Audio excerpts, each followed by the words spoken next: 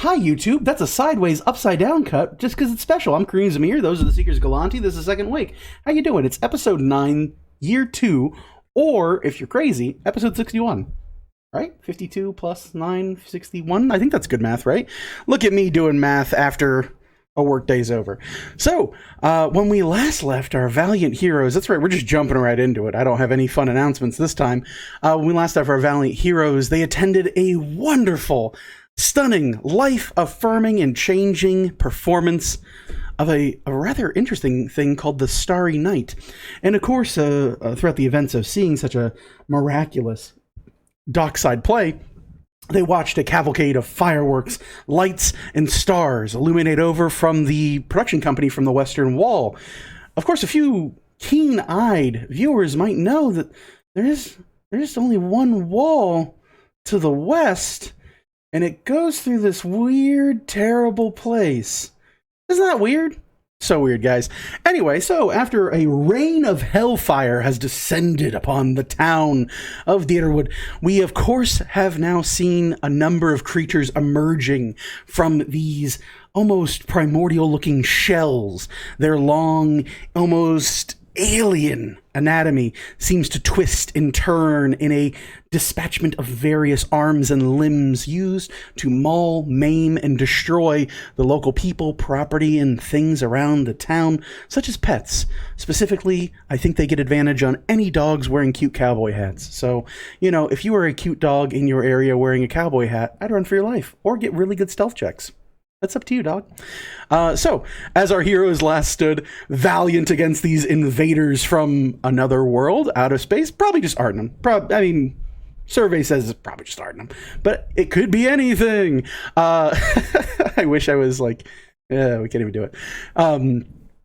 4 of our players had decided to attend the evening's festivities because what is D&D if you don't split the party? What is D&D if I fill this group with people who have played before and watched my love and passion for MCDM and Matt Colville? If they don't, then just completely disregard that and split that party. That's what's up. That's what's up. As they say in hockey, let's get that hockey. So, with that being said, Cobalt Jones, Celeste, Morrigan, and Orville did battle with 3 of the menaces from beyond this starry night, these creatures that have descended upon the city. A row and echoing howl of screams emanated out throughout the dockside of Deerwood itself, the now once beautiful riverside property slowly seeping and soaked in blood of the innocent and various members that would call the Newark at least their neutral house. After doing some battle, defeating these carnivorous beings and invaders, the group now stands at the dockside awaiting a decision of what to do next, where to go, how to maneuver, and certainly what their role is in the greater plan of this so-seeming invasion. But that's not all. Back at the manor home of the Galanti estate is where we will pick up to begin with while I allow the other 4 to ruminate on this decision and choice.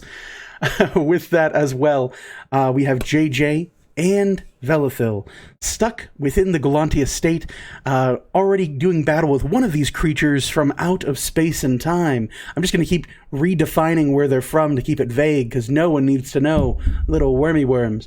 So yeah. You have done battle with them in a hallway, watching and viewing the utter wreckage of what was once the office space of the Lady Galanti earlier that afternoon, her primary meeting hall and room with any of her associates or business contacts. The room was left turned barren and kind of looks like maybe an asteroid came crashing through it. Don't know how that happened. And after defeating one of these monstrous creatures, primarily not so much defeating it, I would say personally, but watching an undead slob of a man go into a boxing match with it, and then just kind of like being behind it with 2 thumbs up and hitting that old bonger. Can I say bonger? That's technically not drug use, right? Cool, because it's just a funny way to say it.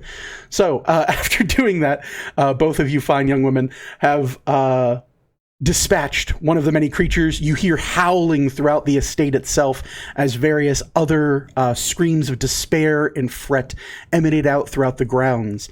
And as we peel back to the hallway that you two find yourselves in, your undead servant now idle and waiting for its next orders, you can only hear the terrified echoes and screams as they crash and break throughout the household and manor. What would the pair of you like to do? Once the thing falls down, Belle will rush past and check the inside of the meeting room. All right. Running past its now shattered and broken corpse, you look over and you can see now its form melding with the floor, parts of the walls. These black and white roses and flowers of various types of wildflower are growing like almost like a slick eminence throughout this. As you enter into the room itself, you look and it kind of reads exactly as what you would assume or rather have heard, as this creature seemed to have crashed down through the roof and tumbled through the entrance to this wall rather haphazardly. The door and adjoining wall is mostly destroyed, broken down, and otherwise in various states of disrepair, while the office of the lady herself, her desk, crumbled and broken into pieces, and various shrapnelled pieces of what appears to be this black ashen stone lies in almost a open sort of egg shape throughout the inside of the office, taking up much of the room itself. There's no sign of the lady? Not that you see. There's a big, huge stone in the middle. If you'd like to try to move that, you can try to peer under it if it crushed her. But from what you can see, you don't see anything at a passing glance. Unless you have X-ray vision. If Orville's there, I'll let you know. JJ's going to help her look around the room. Sure.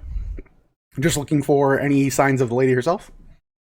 Yep, like a hand if it's poking out from under the stone, or little feet, kind of like sure. That one. This is big enough that like an entire person could be encompassed under it? The creature was size large. The thing it arrived in is size huge. Okay. Yeah. Do you think can Burn shift this at all? Burn's stronger than us, but he's not the strongest fact. Let's all give it a go. Yeah. See if we can get it out of the way. Yep. So the pair of you are going to attempt to move it? Yep. Burn, darling, help. Burn scratches their very rotted and putrefied stomach, boils break and blisters drain across their flesh. They slowly walk up. You hear the clapping of JJ, their fat folds emanate out. He's a little stinky, and I kind of am used to it. Burn reaches their crusty, yellowed fingernails down and wrap around the edge of this thing, and you hear, go ahead and roll a strength check or athletics for Burn. If you are assisting, you can give him advantage. Okay. I also give them bardic inspiration. You can do that too. What is the size of the die? A D8, please. All right, D8. That D8 on top of this natural 20 is going to be pretty great. Cool. 27. All right. With great gusto and deep-seated strength, Burn hefts about 3 feet off the ground this blackened shell of this almost strange-looking volcanic material. And after hefting it up, you can see deep underneath a pool, a kind of like flattened and stained in pool of what appears to be splatter of some poor, unfortunate creature that had landed underneath this thing. I would say person, but honestly, it's just everywhere. Are there any remnants of clothes or anything to identify? A ring? If you'd like, you can crawl underneath it and investigate while Burn attempts to hold this thing up. But it's only about a 3-foot gap from the floor. You do get the feeling that if Burn drops this, whoever's underneath will join this fate. Yeah. But you can certainly do it. You can attempt it. Everyone laughed when I said an immovable rod was a good item.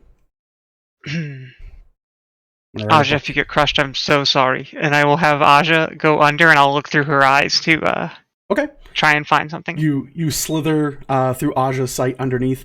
Aja begins to investigate. Roll investigation for Aja, and roll a strength saving throw for Burn. Okay. You start hearing popping in Burn's undead shoulders. Yep. While she's rolling that, is this thing perhaps 500 pounds or less? It is, in fact, more than 500 pounds. Never mind. Yeah. I blame volcanoes mostly. Where is? Oh, whatever. Okay. So Burn gets a 15. Okay.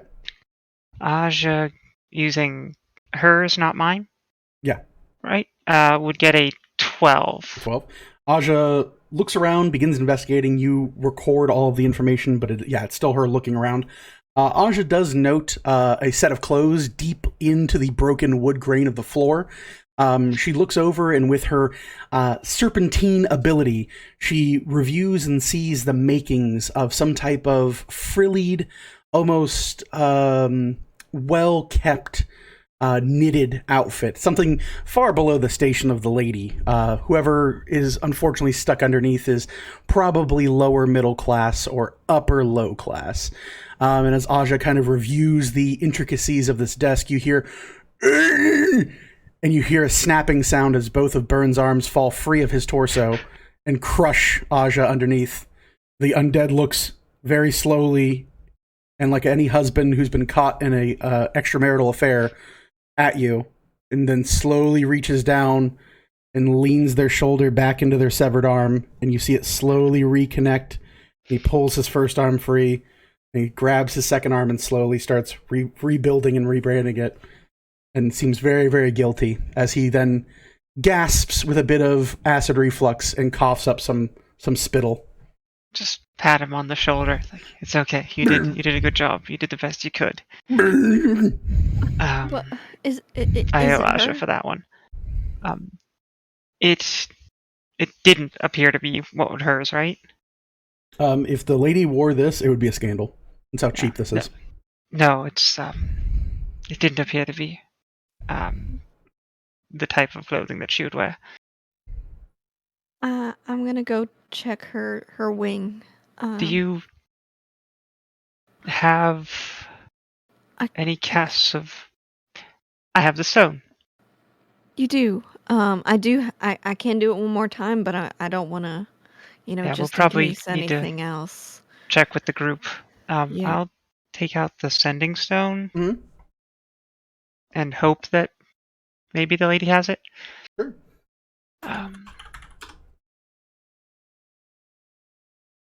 Lady, we arrived in your office. Are you safe? Do you need us? All right. Is high or low good for you? High? Okay. You're good with an 87. So you cast the spell, and as you kind of reiterate your message out, there is a crackle and pop from the small stone. It takes a moment, and you hear a crackling, faded, almost radio-esque kind of torn bitness to her voice. You hear, good to hear from you. Apologies, I have retreated to a safer domain at this time. Do what you will, my seekers. Ensure our legacy is upheld. That's what you get back. All right, she's safe somewhere. Probably a demi-plane or something. Great. Okay. Less of a concern. Should we check with anyone else in particular, or should we just sweep the house, or do you want me to go ahead and give a send over to somebody over in the other group? There's definitely more about the manor. We'll need to deal with them. Luckily, Byrne will be here for a little while. But yes, we do need to make contact with them. Who knows where they were when this happened? Yeah. All right. Just Give me a moment, and JJ will cast sending as Okay. well. And she will cast sending to Morgan. All right. You cast sending to Morgan. For a moment, there is a twitch of feeling of psionic energy kind of making the connection, but overall, there is a bit of a chill that runs up your spine. Morgan, as you feel something heading towards you as JJ prepares this message, you hear a rather familiar voice in your mind's eye. You hear, someone's attempting to reach out to us. Do I prevent it? No, it's probably fine. Okay. There's a small kind of like relaxing. You feel the hair on your neck kind of like tilt down, still covered in sweat and a bit of blood from the earlier encounter. The rest of you all are still standing at the dockside in these next few moments as you really decide and get to grips with what is occurring. JJ, you may relay your message. 25 words or less, please. Hey, Moore. Emergency at home.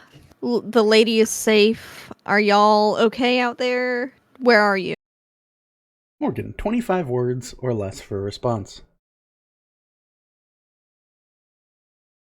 It's the same out here. We're safe at the docks. Probably heading back now. Okay. They're at the docks. They said it's the same over there. Pretty much an emergency situation. But they said they're heading this way. So we could either stay here and sweep, or we could await them, or just continue to fortify and check on folks here.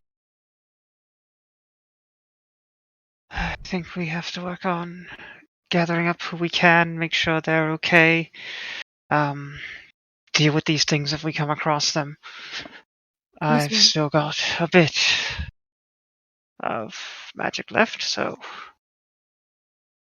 We haven't done So with that, do you want to attempt to start working your way towards clearing the manor itself, or do you want to try to make your way towards the docks to try and meet up with your allies? The choices are yours, and yours alone.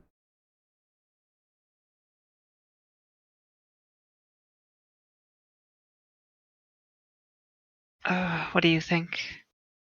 It's tricky because there's only two of us. Yeah, I'm trying to think. Is there like a general path to the docks that people normally take? Yeah, right up the middle of town. Tends to be the most direct route. The Galanti estate is to the very south of the city itself, a little bit out from the main thoroughfare. But yeah, clearing up through the middle of town is the most direct way and the quickest way to it. Typically, even carriages will sometimes not go that way just because of how packed it is, because everyone knows the main road is the most direct. So I think what we should do is, as we're heading, quote, outside, this whole thing is outside now with the damage. We should round up folks, get them in maybe the courtyard area so they're not at risk of, building structure failure. And then maybe survey and see how things look from the courtyard area, and then perhaps start making that decision. Because I don't want to leave folks undefended, although there should be, other weavers. If we could find a couple other that could, at least watch staff and folks here, Yeah, let's solidify our foundation here and deal with the estate and hope that they can make their way back here. If by the time we're done they're not, we'll head out to meet with them.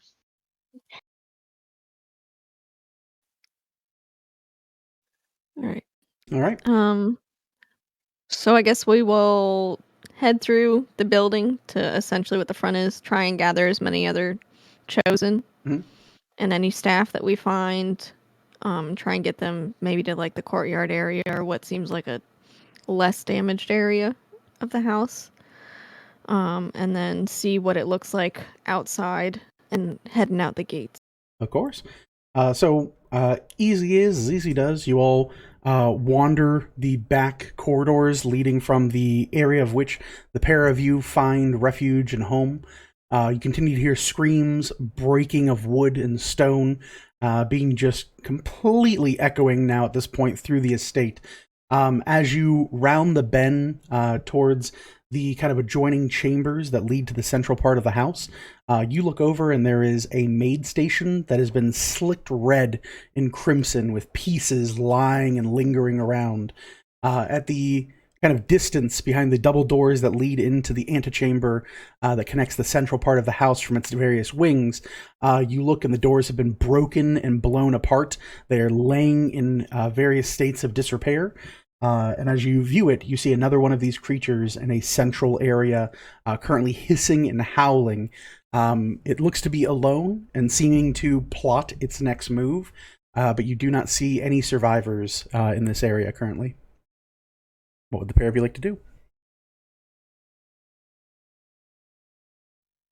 You think Burn can get up on him, or is Burn seeming a little burnt? Oh, he's a little roughed up, but if things go well, also I can bring him back a couple more times if I have to. Oh, okay.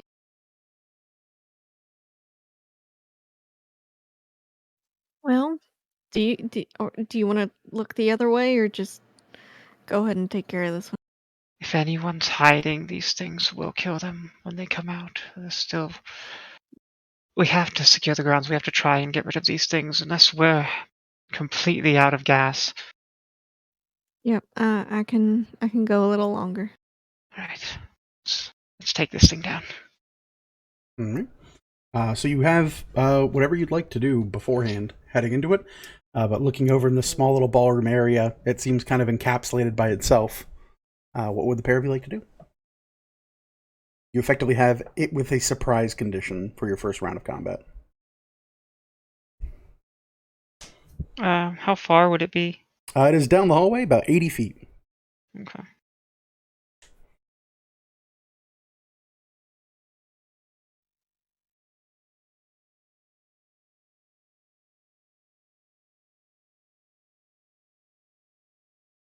Well, we can find out how fast they move, have Burn block the hallway, ready to hit it, and we can shoot it from afar. You can hit it from here, right? Oh yeah, I can absolutely hit it from here. Right. Let's do that then. I'll have Burn move out about 30 feet from us down the hallway. Mm. And he'll ready an action to attack. Okay. And As then Burn moves up, you begin to see this thing twist and turn. Its head kind of arches back, and it throws its body kind of down to the ground in this kind of almost scorpion-like position with its various limbs stretching out. And it turns and looks in your direction and begins to hiss as you enter in the radius of which it can detect people. Yeah. What would the two of you like to do? at that same time, I'm going to fire off a magic missile at it for Okay. my. And JJ will do Eldritch Blast. All right, roll to hit.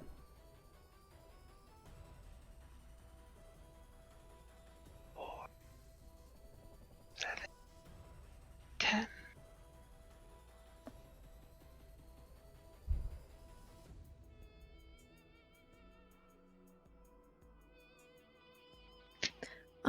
I got 17 on both attacks.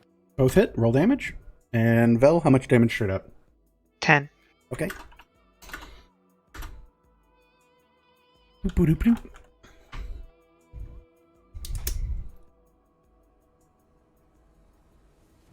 That's 10 total. 10 total? Okay. 20 damage between the two of you. You see it slam into the sides of it. The creature hisses out in a bit of a roar. Go ahead and roll initiative for the pair of you. And it will roll initiative for itself.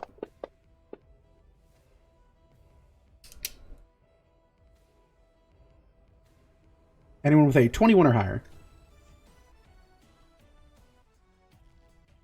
Okay. 15 or higher? 15. Okay. And then Vel? 13. Okay. So you get your readied actions off first. Boom, boom, 2 big hits. It finally shakes off from its surprise at seeing random creatures, hisses, and gains its own initiative. It lunges upward and clings to the top of the ceiling and begins to scamper down the hallway, seemingly infuriated by the 2 individuals firing upon it. It gets onto the roof and it makes a move of 80 feet and now lingers about 5 foot above your heads. It is attached to the ceiling with its climb speed. And that is its turn. JJ. Okie dokie. JJ will. I did not expect it to get so close. Yeah, the other one had a hole in the roof, so I didn't get to use its climb before. I could climb away from you, I guess. That's not what these want to do. These want to kill people.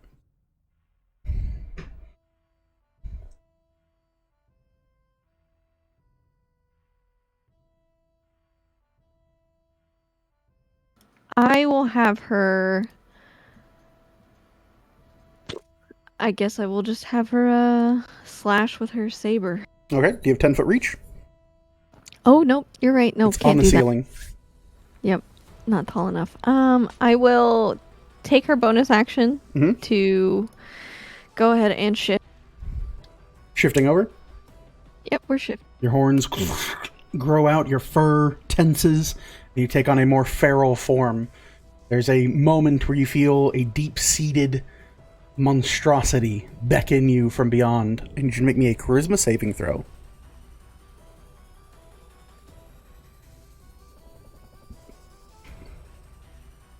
$14. 14, there's a moment, Velithil, you look at JJ and you see her neck slightly begin to pop and elongate. The fur and veins that make up her bestial form, or rather form between forms at this point, begins to become a bit more feral, and she twists and shakes unnervingly before regaining herself and adapting to her hybrid form. You may continue your turn as normal, JJ. Alrighty, and then she will go ahead and do Eldritch Blast again. All right, go right ahead. You will have disadvantages. It is in melee with you. The first one is 16. 16 will hit. The second one is 15. 15 will also hit.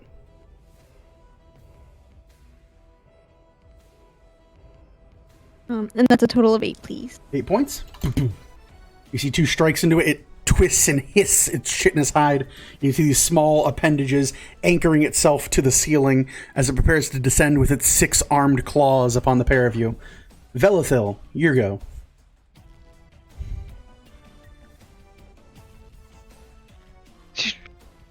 Really don't want to move right now. Yeah, I wouldn't want to move either. I can't move. JJ also would ensure that she's standing in front of Vil at this point. All right. It is above the pair of you. So even if you angle yourself in front or anything, you're talking, you are here and it's on the ceiling about to just rend down on you. Like a little chompy hand. Yeah, lobster. Lobster style. I'm gonna move, okay? That's fine. I wish you would have too. You get ass.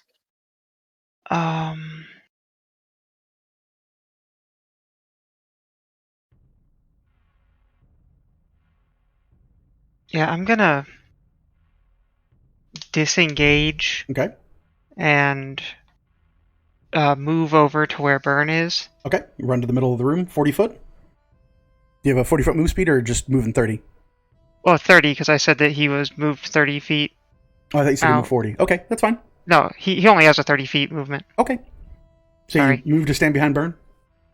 Well, not behind him. I'd get like with him, and then that would be the end of my turn, and then I'll have him move over to still be 5 foot away from JJ so she doesn't get sick. Okay. And then he'll ready an action if it drops to Okay. attack. He'll prep a punch.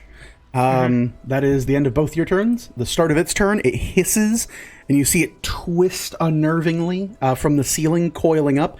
Its 6 claws tendril out, and you see one slash after another made at JJ's direction. JJ, we got 6 attacks coming your way. Okay, I would like to. Ooh. Never mind. I will take them all. No cutting words? No, because I need to use my reaction for something else. Okay. So the first one is going to come across for a 24 to hit. Yeah. Okay. Any reaction before I roll damage? No. No? I cannot react. No. Okay, gotcha. It is going to be for 11 points of slashing damage. Okie dokie. The second one is going to come across for a 13 to hit. 13 does not hit. Okay. The next one is going to come across for 16 to hit.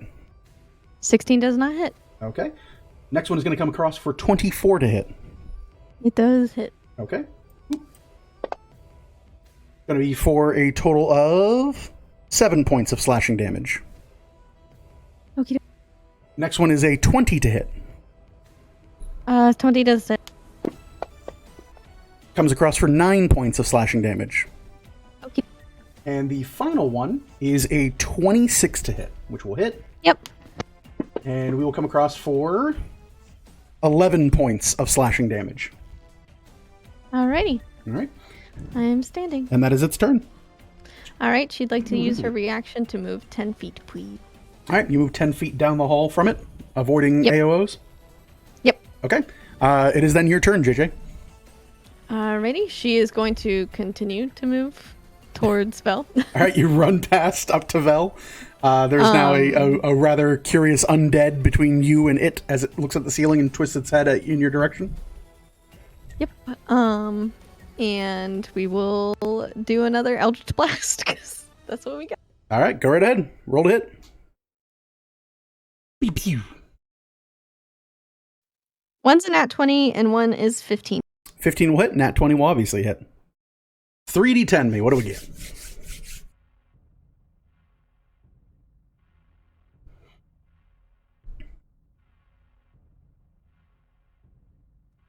Which one is double zeros again? That's a 10.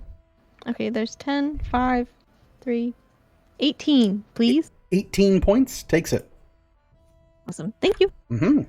Velithil, you see JJ run, hopping like a certain type of rabbit that might be late for lunch. You see her lunge forward behind you and fire off 2 bolts of eldritch energy. It strikes the creature and it hisses back as a response. The creature seems to be marginally wounded, but ready to rend someone's flesh off their bones. So annoying.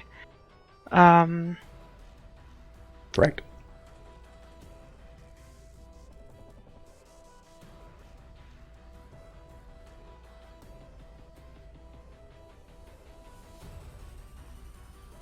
I'm going to upcast a magic missile Okay. to 3rd level. Okie dokie diddly doos. Then I'm going to use my ritualist boon Mm-hmm. to upcast it 2 more. All right.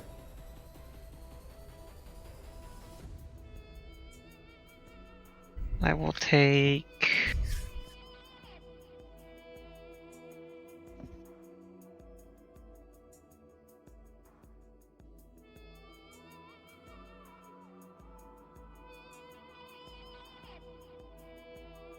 It's 3 times the necrotic damage, right? 3 times to upcast. Yep. Okay. I will take 24. Okay. You take 24 points of necrotic as you upcast this. Mm-hmm. You can roll damage. JJ, you watch in this hallway As Velithil reaches her hand out, her new ring adorned across her fingers flares to life before you notice the tips of her fingers turn a pale, grave ashen white. She seems to strain herself as she reaches into the beyond, a gift bestowed upon her throughout the Fey realms themselves. And you begin to see a bit of necroses run from her fingers and blacken the fingertips as it draws down to her palm. And she unleashes a flurry of magic missiles. 23, 27, 28.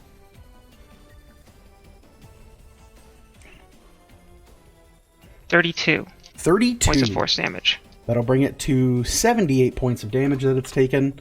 So, you watch in this moment, JJ, a stream, a flurry of 5 bolts of energy cascade out from Velithil's fingers, each one striking and breaking down the creature.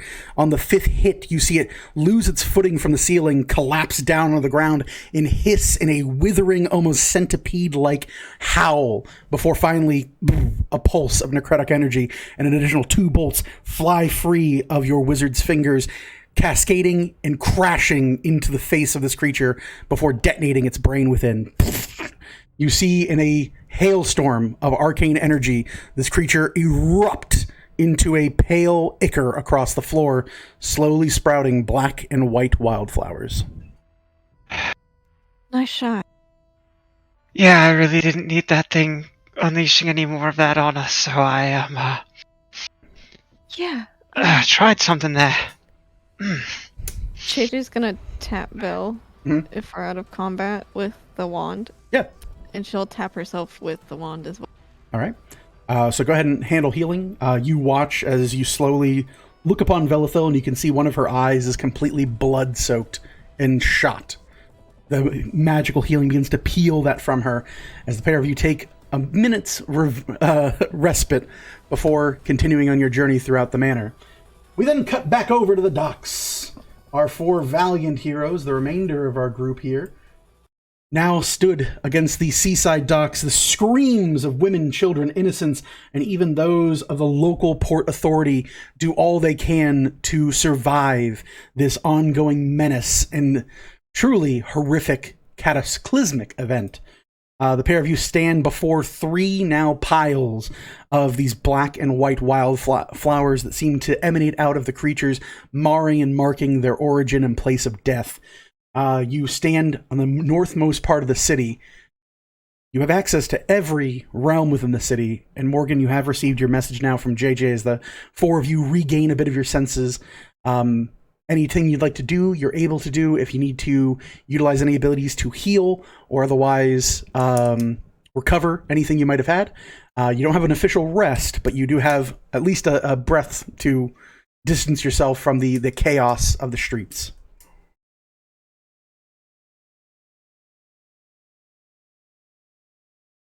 What would the 4 of you like to do? Alright, so, now what? Maybe we should go back to the house and see if JJ and Vel are okay. I got a Or if message. the lady's okay. They're all okay for now, but I think the house was attacked as well.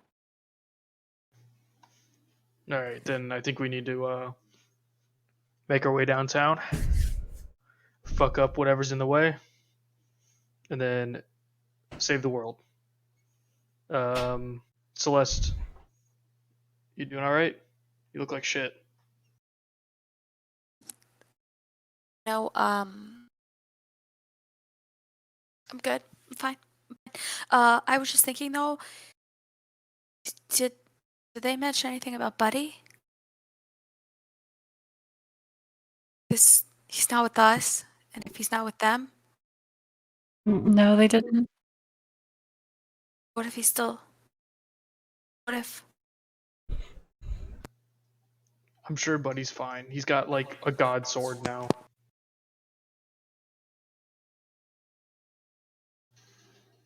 If we find Buddy, we'll bring him with us.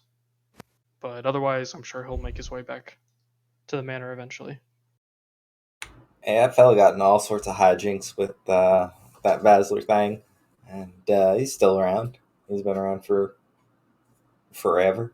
He's old as dust. I think he'll be all right.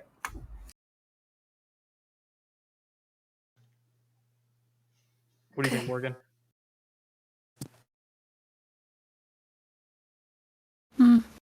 I mean, I've seen him fight with a sword and it's not great, but his sense of survival is pretty high, so he'll get himself somewhere safe. Yeah, But I I'm think sure we he'll should head please this back. way. All right, well, Yeah. let's go then. Celeste says she's fine, so Yeah, let me just handle a little situation. And I'm gonna just give myself a little heal. Little And then, heal. A little something. Little something. Go right ahead. Roll whatever you'd like as far as for what you have available for healing. Do I have time to have Orville go and like pick some of these flowers? Yeah. I mean, it's a simple thing to like walk up and attempt to pick them. Yeah, we're gonna try that. Sure. You reach down and pluck a flower from this like patch of grass. A cold chill runs through your fingers as if you're holding ice itself. It is not so much that it is cold as much as you feel energy from it beginning to pull from your very life force itself. Can I quickly drop them? Yeah, you Can I drop take them. a quick step back. You watch as the flowers kind of fall listlessly to the ground. As they hit upon the ground, they slowly seem to melt like an ink or an ichor still wet from the page and reform into freshly sprouted flowers. Oh, that's not good. Could I roll like insight or nature or something as to like how quickly this could spread? Sure, go right ahead. What would you prefer I roll? Up to you. You can roll insight or nature, your choice. I'll take insight. I got proficiency in that. That's a 12. A 12? All right. With a 12, you look it over and you're like, you can't tell just based off of any type of growth. It doesn't seem to be moving per se. More or less just kind of like laying there at this point. But what you do notice of it is that if this occurs when every single one of these things die, this is probably going to immediately become an invasive species for whatever it might be. Okay. That's terrifying, but good to know. It is pretty bad. All right. With that, let's see here. Anything else you guys want to do, or are you guys heading just southward towards the Galanti estate? Do you have a plan? Do you want to hoof it by foot? Do you want to attempt to look for faster transit? Is there any way or method of which you'd prefer to travel, or just run the most direct route towards the estate?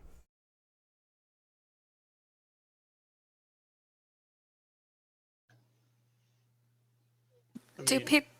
Oh, I'm sorry. Go ahead. I'm gonna say I'm not really very good at sneaking, but I am good at geeking. So I say we just like take the side roads, maybe just work our way up. Yeah. Then kill anything in the path. Yeah. It's a good plan. That's a good plan. All right. Thanks. Took me a while to think of it. So Yeah. you guys Maybe are, keep our eyes on the lookout for Buddy as we go. Yeah. I'd like to default to Morgan leading. Between being a rogue, I kind of feel like she just knows her way around an alley better than anybody. You don't think I can handle it? Neither. Morgan. No, fair. So Morgan, you taking point? Yeah, I will. All right. You lead these cultured people through the grimy underbelly of Deerwood. As you begin to exit from the docks, you hear screaming from the main thoroughfare. You look, and people in all shapes and sizes and directions begin to kind of howl out. Various avenues already seem blockaded, or otherwise trying to make any small bit of fortification they can. in your egress from the dockside area, you do note a number of people attempting to shut doors only to watch these creatures burrow in either from their roofs or any type of open glass facing that they can break into, and effectively just cause as much mayhem and destruction as they're able. The violence itself does seem a bit senseless at times, but these creatures seem to move with a speed and purpose unlike any you've encountered thus far in your journey. That being said, you have two options before you as you head southward if we were going to go with side roads. Why do I write this? Because what else am I going to do other than sleep? You come across and you start to note a various kind of option before you. You do see a rather grimed, slick alleyway through which a number of people have avoided. You know this personally to be an area that interlinks and connects with the sewer system. It ends in a what many would consider a dead end, but you know personally that here in the docks, it actually leads to an access tunnel, a small little hatch that will lead you into the underground sewer system of the city itself, which then interlocks to many of the major districts. The other option you do have, as you begin to look and kind of calculate what is available to you, you can see just off to the side of the main road a small kind of child waving their hand to you from an open doorway and beckoning that you come and take shelter with them.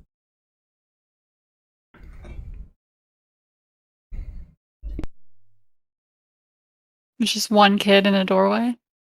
You see them, and there is a small child. The longer you wait and look, the kid kind of like seems desperate, and behind them you see their parents. Celeste, you look over, and as Morgan is looking in that direction, you note the faces of these people are the ones that had almost been murdered by the strange creature that you called out to and drew their attention away from.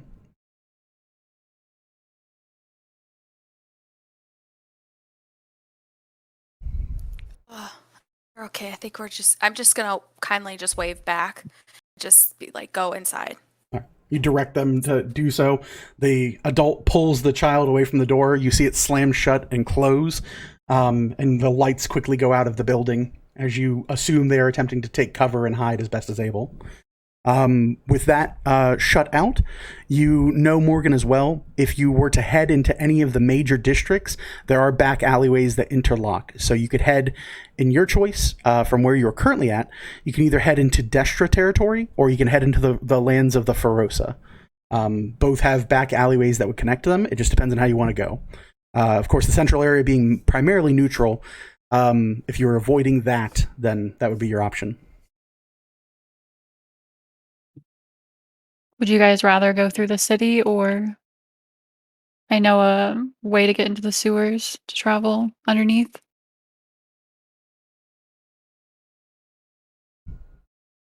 I trust your opinion. You know the best route. You go. You lead.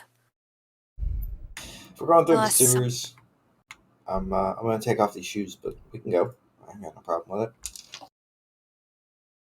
It'd probably be the quickest way. To the sewers. Mm-hmm. Just to avoid everything going on up here. Does it like on a scale of 1 to 10? How bad is it gonna stink down there? Couldn't be worse than Kobold's episode the other night. We'll be fine. Okay. I still can't smell anything. Just pull your shirt up. It'll be alright.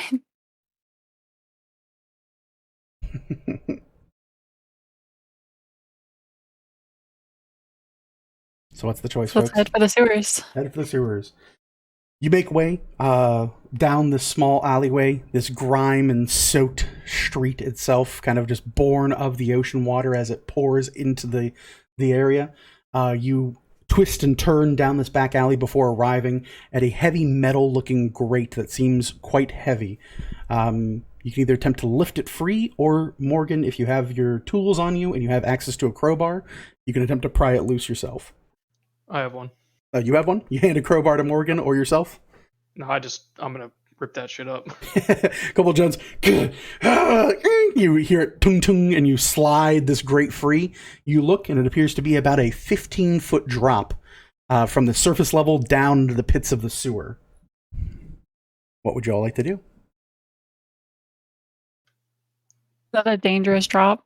Yeah, Like it's above 10 feet, so without a proper saving throw, you'll take about a d6 in fall damage if you stumble.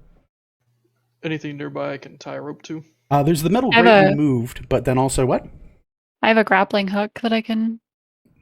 Can I hook it up here? Yeah, a grappling hook would also work. If you don't mind losing the hook, you could tie it off and then drop the rope down below. A number of these buildings have small storm drains that would be adequate for this. I can just use my rope. A grappling hook is probably a higher value item. Up to you guys. It's my second one so far. Morgan's like, these is consumables.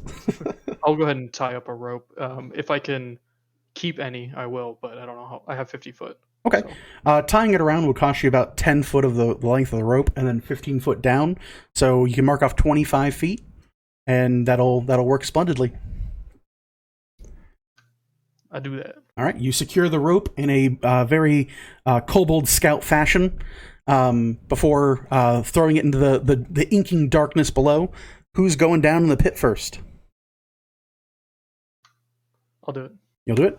Can I jump and join Kobold when he hits the bottom as far as timing and use my slow fall reaction to just cancel out any fall damage? Yes, you can. You can wata yourself down there if you'd like. I'm gonna try to catch him like a princess. Okay. I just want to land at the bottom at the same time. Kobold Jones, you slide down on the rope. Boom, boom of your boots. Just as Orville's about to land, you catch him. As you are now about upper thigh deep in sludge. And you now heft your goblin friend up above the level of grime. Is this what it feels like to be a princess? Almost covered in shit underground. Yeah, I think so. Oh, all right. Oh, I don't know about do you, my but I've best. heard that when you go into strange waters, you should dunk your head in to get used to it. I can see what's down there. I'll pass. Thank you. You look and you can see like little things living in the muck and sludge. Just right through it. Yeah. No, I'm good. I'm good. Thanks, though. All right. Celeste, Morgan, do you both descend down the rope? Yeah. All right. For you all, it's about up to your little bit up past your your calves area. It's still like just above boot dip.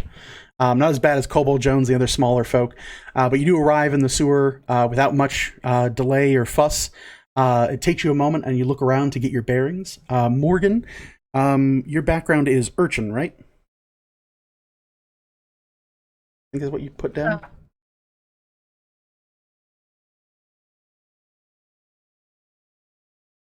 I think that's what I had listed, but I'm not sure.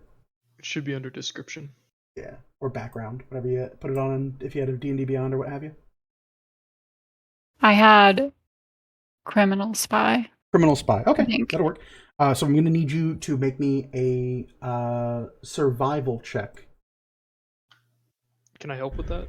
Yeah, you can attempt to. The big thing about it is just getting her bearings, knowing the directions of the pipe to not lead you guys in the wrong direction. I gotcha. So Morgan. So survival. Survival, if you could.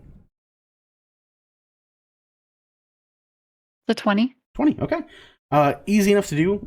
You assist everyone moving out of the muck and slime onto the small kind of stone walkway that exists in the drainage pipe, and you begin heading southward with kind of like a great pace. Are you guys attempting to go as fast as possible, or do you want to go slow? What do you guys feel? What would be best for y'all?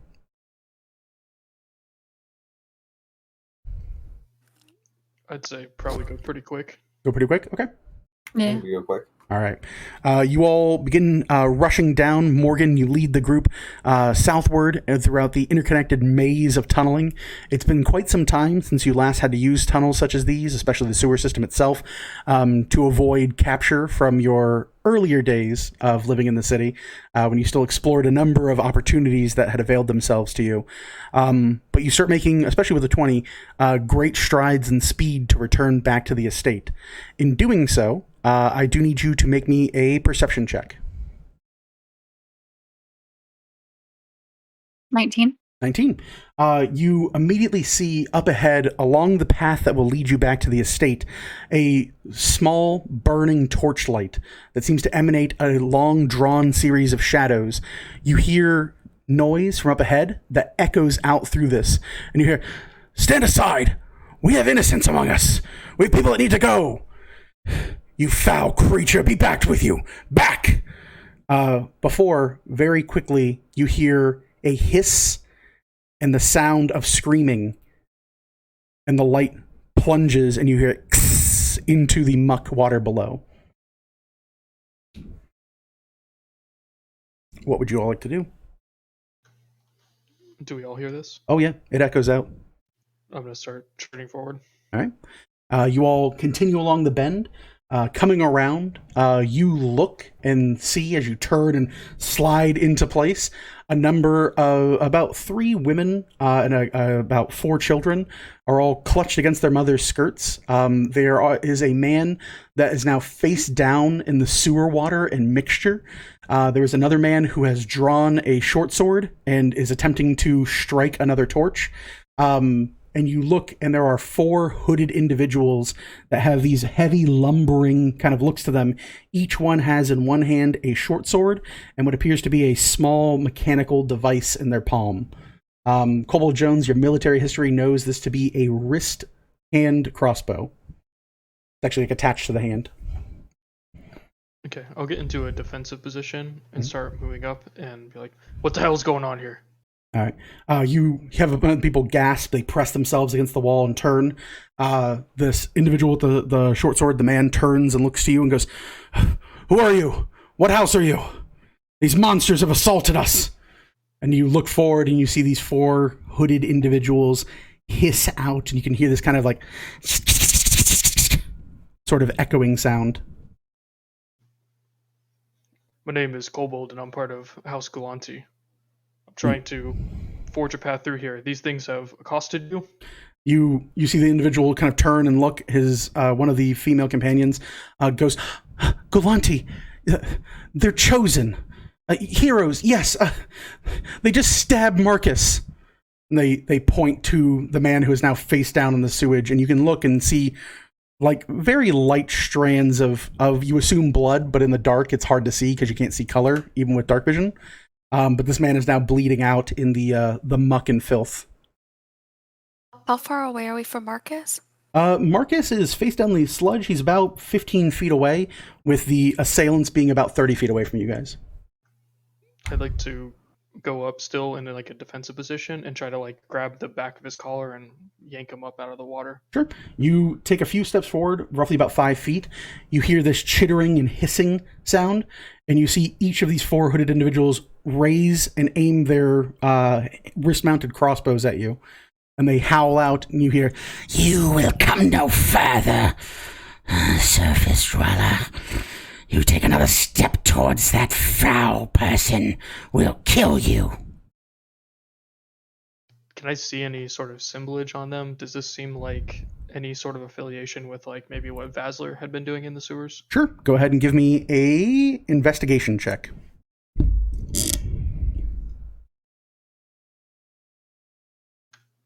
I'm going to use my tactical assessment Okay. paper to aid with that. Go right ahead. That's a dirty 20. Dirty 20. You look over, and they are very well geared and equipped for what you assume to be like underworlders, especially sewer people. Taking a moment, you do note that behind their heavy shadowed cloaks, each of their faces points in a long nasal kind of dotted nose with heavy whiskers. You're not sure if they're with Vasler, but they definitely are rat folk. Okay. Do you know of a Vasler? You hear one hiss out and angle their weapon at you again. He goes, "You dare speak the name of the Great One? I'll run you through for that. Apologize. Has he ever told you stories of JJ, who is our friend, another seeker of Galanti? JJ, the great cleric of the Church of Vesla. You invoke her name before us. She is our friend and our ally. Then you may pass, friend. But not these monsters. They are not of our ilk. You see the people kind of turn and look at you and go, "You know that you've allied yourself with monsters?" I'll turn to them. Shut up. And then I'll turn back to the rats. I'll be like, they will pass under our protection. They will die under our blades, little one. They have invaded our premises, and our god lord Vasla has said that none will claim territory under the city while we draw breath. Their children will be delicious. We don't wish to colonize your territory. We're passing through to House Galanti. We'll take them with us, and we'll make sure that they don't stay here. I will kill them if I need to, and I will brandish my weapon at one of the women. And she like leans back. All the kids immediately start crying. They're like, "Mommy's gonna die!" And she's like, and you see the one remaining individual kind of look and goes, "Are you serious? You mean to do this? Ally yourselves with demons in the sewers rather than your own citizens?" I said, "Shut up!" And then I'll aim my axe at him. Go ahead and give me an intimidation check. You are in plate mail, so go ahead and give me advantage.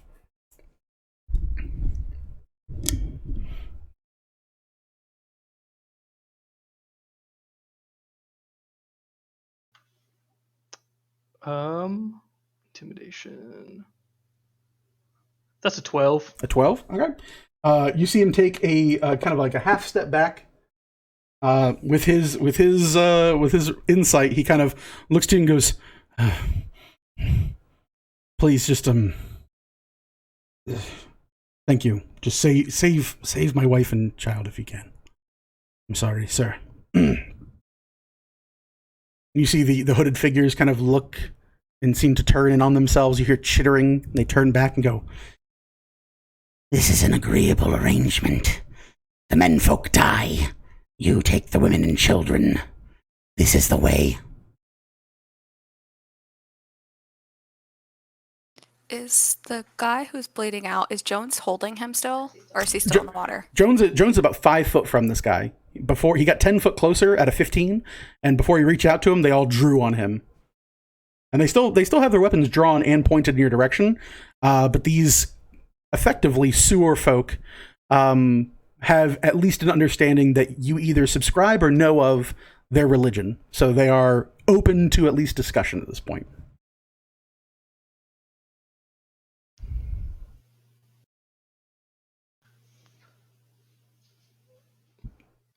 I don't think that the men deserve to die.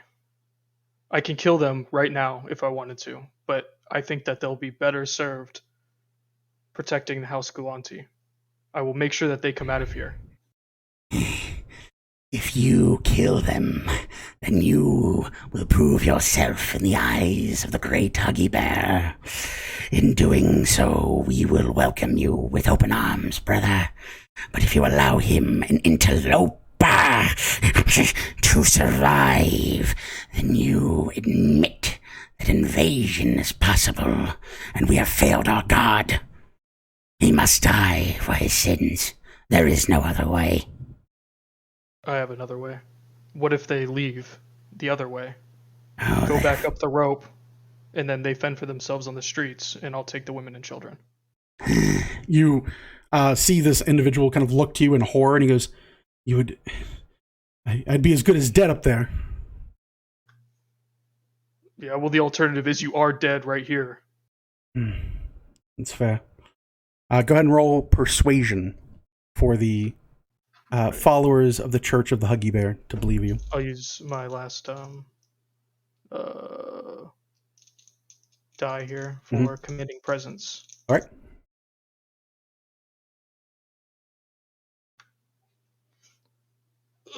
26. 26.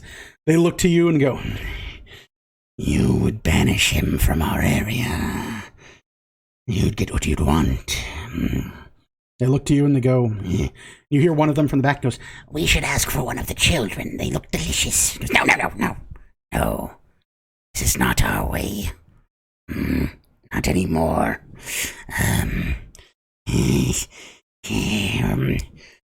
Fine. The menfolk will return to the surface. You will assure he does. The rest of you may pass to your estate. I will pick up the guy out of the muck. you heft him up, you look, and there are 3 heavy, crooked-looking pieces, not of, like, refined metal. They actually look like old, rusted pieces of sewer grate that's been sharpened, and they're like stakes through this guy's chest. You assume he probably died instantly. Okay, so he's dead. Oh, yeah. All right, I'll just fucking drop him back into the muck. He splatters, you hear 2 of the kids go, Daddy! Just flops.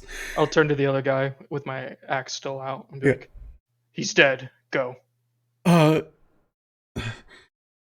he looks to you and he goes, might I have a moment to say goodbye? I'll pick the guy up and I'll hand it to him. And he's horrified holding his dead friend. He goes, I meant to my wife, but thank you, sir. And he slowly... Oh, yeah, okay. And then I'll just throw him back down in the muck. Splashes. Marcus, he just is like terrified and like shaking at this point and covered now in filth. And slowly just like walks up past your drawn axe and looks to his wife. You hear like a piddling sound. He is quite easily urinated. And he kind of goes to his wife and clutches her hands and she starts crying. He goes, whatever happens, keep them safe. This is our children's best chance to survive. And the other women kind of like look and nod, and he kisses his wife goodbye and then turns to you and he goes, where is this rope, sir? How far away are we? You guys have traveled for like a few minutes, so inside of about 300-400 feet. I mean, through like a couple of like turns too. We can't just send this guy up this road by himself. Do you want me to show him where it's at? I'm sure he can find his way to the wait. road. What if we like handcuff him and then personally banish him to the surface, maybe in the company of his wife and children? He's still banished. The followers in the cloak hold their hand up, mimicking your totally speaking off stage thing. They go, He would still cross in after drawing a blade on us, and we would eat his heart.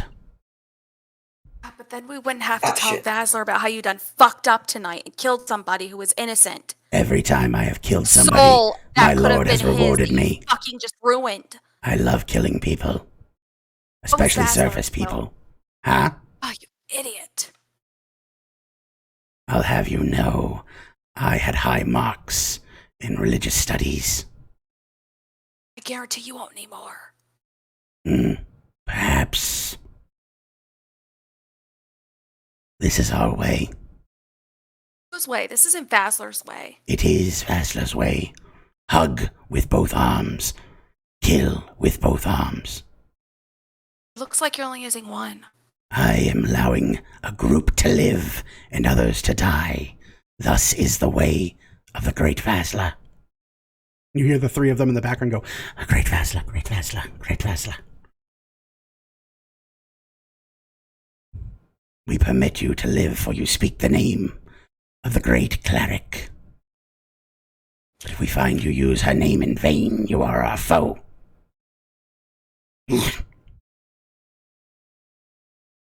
Okay, but what about Vel's name? Can we still use her name? The speaker.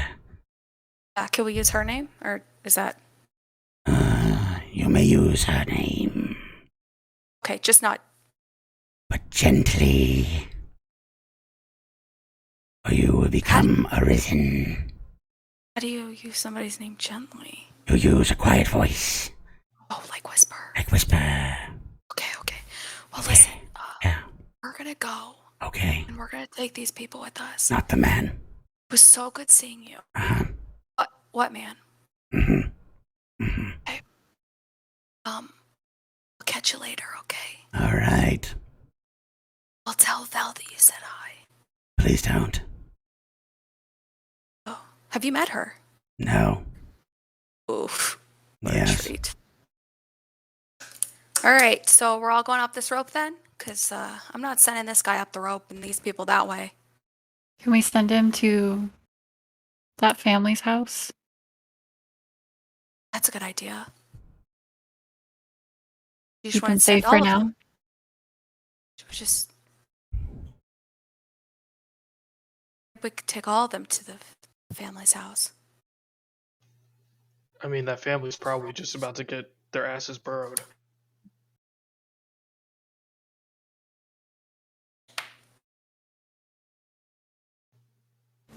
Look, nobody is dying here in the sewers, except for the guy who's already dead. That guy right there. Oh, Point at him. we killed him real bad. Yeah, he's already dead. Super but dead. Nobody has to die here. He may be able to make it out still, and we'll at least save them. The path is clear from here. Mm. That bear has caused Is us a lot it? of trouble. Oh, fuck that bear. What you surface dwellers do is your own accord, so long as you abide by our rules here in our lands.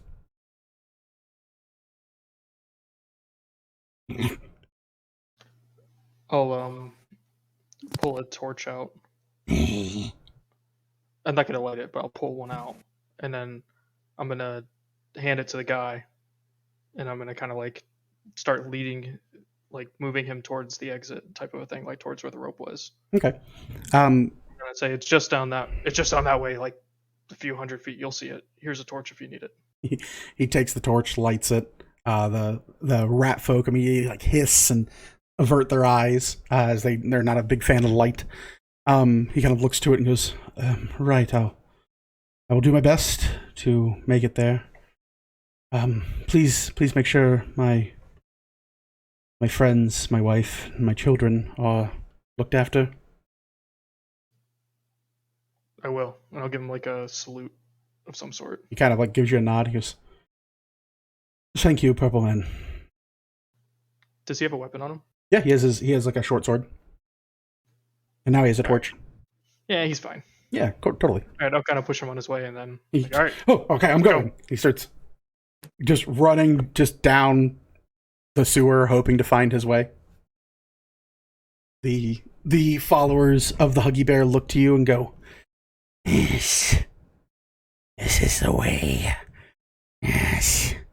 You and your collection may leave through our lands now. Where are you headed? we're headed to the House Galanti. House Gulanti to the south. We will take you there to ensure you do not get lost. Thank you. On a condition. What condition? you hear like one of them shuffle from the back and sheath their sword and dig through their collection, and they gingerly walk forward, and they have a very crude looking doll that's made out of like old discarded chicken bones and like a bit of like discarded cloth, and it's got weird looking broken bits of antlers attached to it. It goes, you must have the great JJ sign this doll. Nah, she's very busy. Sorry about that. That ain't gonna happen. What else you got? No. Yes, but we got to deal with stuff that's going on there. I can't ensure you it's going to be immediate. But That's I fine. Pick this door. You see the one in the back kind of go, I'll wait as long as possible to have a blessing from the cleric. Yeah, sure. I'll bring it to her. All right. like, I don't think she's gonna sign it. They just sentenced that guy to death, essentially. You think she's gonna give away free signatures and you just kill the guy for no reason? Right in front of his family, essentially? I didn't kill him. That one did it. and points at Cobalt Jones. If I had killed him, he'd be down here and I'd be eating him. And walks back into the pack. Look, it's whatever. It's a the religion run by a demon. I mean, He's not a demon. No, he's not a demon. He's not a demon. no, okay. Well, it's a religion run by Vasler. I mean, Vasa. probably is the way. Vasa. We're definitely grounding him from that bear. Let's just take our good graces and get out of here.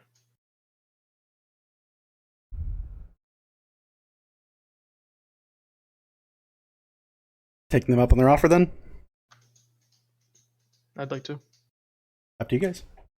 As a group of 4, you hold the voting power. Orville says Yeah, yes. man. Jones says yes. Celeste says, fuck these rats. Morgan, you're the deciding vote. I don't think we need it, but sure. All right. So 3 to 1, the vote passes. You all take up this offer that you will at least mention the doll getting signed to the cleric of the Huggy Bears. No promises, as you've said. In agreement, they move and produce a large folding bridge and help escort over the muck pit, the group of women and children, and they actually surround them, and you see all of them like horrified, but now understanding that this has been kind of like collected and brought with them. And they begin to lead you, actually, Morgan, as you look at it, they lead you to parts of the sewer that even rogues fear to tread on. It's many of the areas of which you know there are like oozes and various other monstrous things. And as they lead you further, you do realize it is a much shorter journey due to the direct nature of them, but how infested these tunnels once were with monsters now is proving to be just an expedited journey as they lead you through the dark sewery tunnels. And with that, we will cut back to the Galanti estate after a 5-minute break. It is 8:31. Let's cut back here at 8:36. We'll see everyone here hopefully after the break.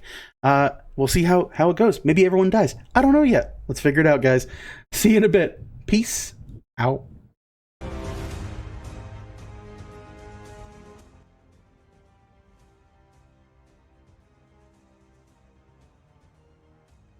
Hello, everybody. Thank you so much for staying with us after the break. We certainly appreciate you level 20 characters. Before the break, one group made progress within the estate, while the other found refuge within the sewers among the followers of the Huggy Bear, or Vasler as we like to know him instead. And as we left for break, we were cutting back to the Galanti estate, so let's jump right into it.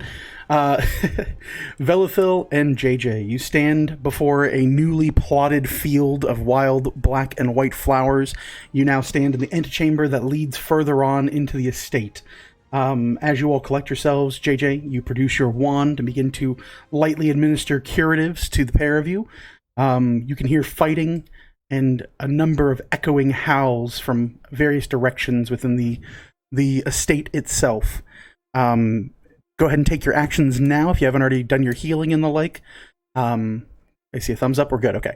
But yes, as you stand there now, you do have access to further in to the main stable of rooms. You can head for the front and kind of like lead towards the entry welcoming chamber and then towards the front gates, or you can lead towards the servants' quarters, or truly anywhere in the house from this location will lead you to where you need to go. What is the plan for you two?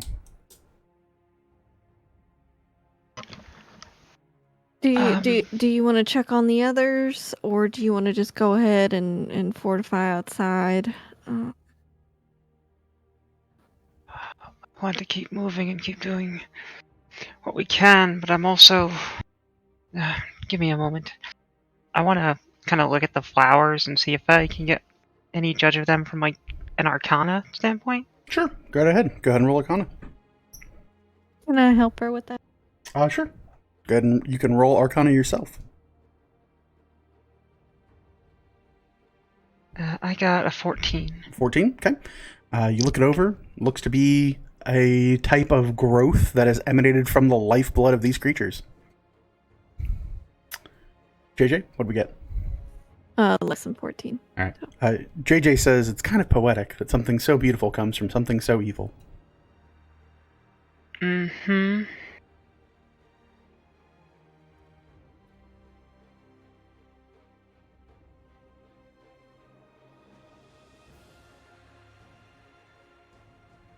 Do you have a torch or anything? I do not. I merely bought myself Bless you, Warfel. Thank you.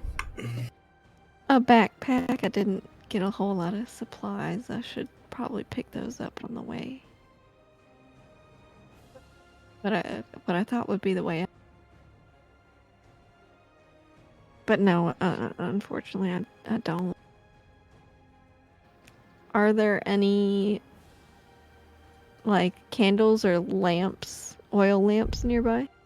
Looking around, there are a number of them that are unlit across the walls. As this was hitting, a number of these were being snuffed out for the evening, so they didn't just burn all night. Oh, that will do then. And I'll prestidigitation to light one of them. Mm-hmm. And can you just take that off the wall and bring it close to these? And then I'll control flames to expand it and see if I can how these react. Sure. You move fire onto the ichor substance of these beautiful-looking wildflowers, and as you see the fire meld and mesh with the ichorous material that they are constructed of, you see them flare to life, and a cavalcade of energy runs through the mass of these once living things. In an instant, you see a rainbow, almost prismatic coloring emanate out across this platform, and before you, you have living, brightly colored wildflowers.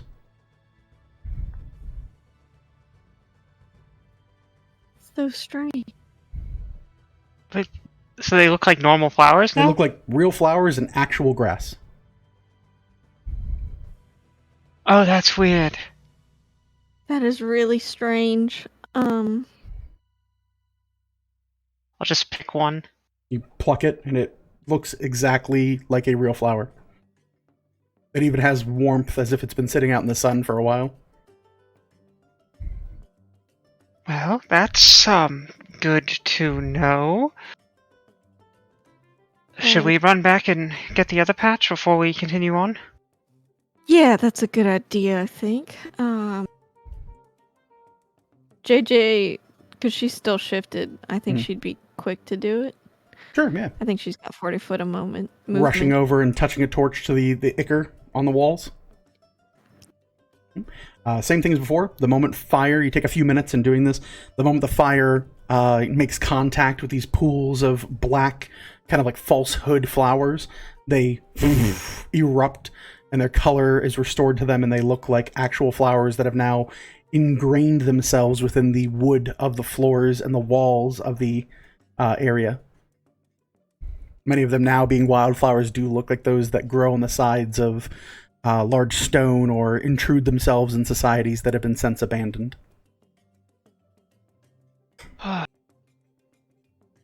It's the last day I don't ready a cantrip that can bring fire. Control's been useful though. Thank you, JJ. Of course. We need to move on, but I'm running lower and lower. Those things on the wall avoiding burn. Yeah, that was different.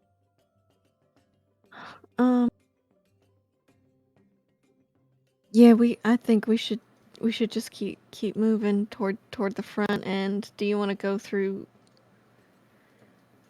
the servant quarters and make sure that they're okay? Or do you just want to... We should... It sounded like there was fighting. There's got to be other groups of weavers still defending themselves. We should try and gather up still.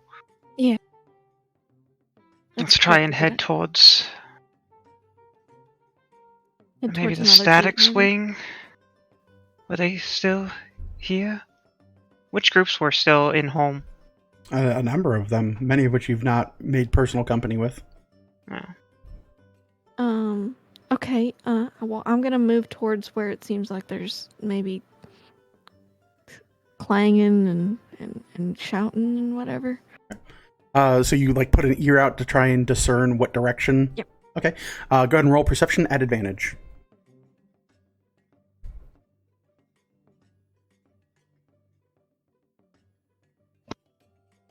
Thank God for advantage. 22. 22. It takes you a moment, and you kind of keep an ear open and listen. It does seem that through the front of the house, the kind of like welcome area, there are heavy sounds of combat behind the doors being muffled for that sound. But it sounds like presently someone is currently engaged in a fight. Over this way, Vel. I think Yeah. some folks need some help, and Let's go. JJ's gonna start hopping along. Come on, Ben.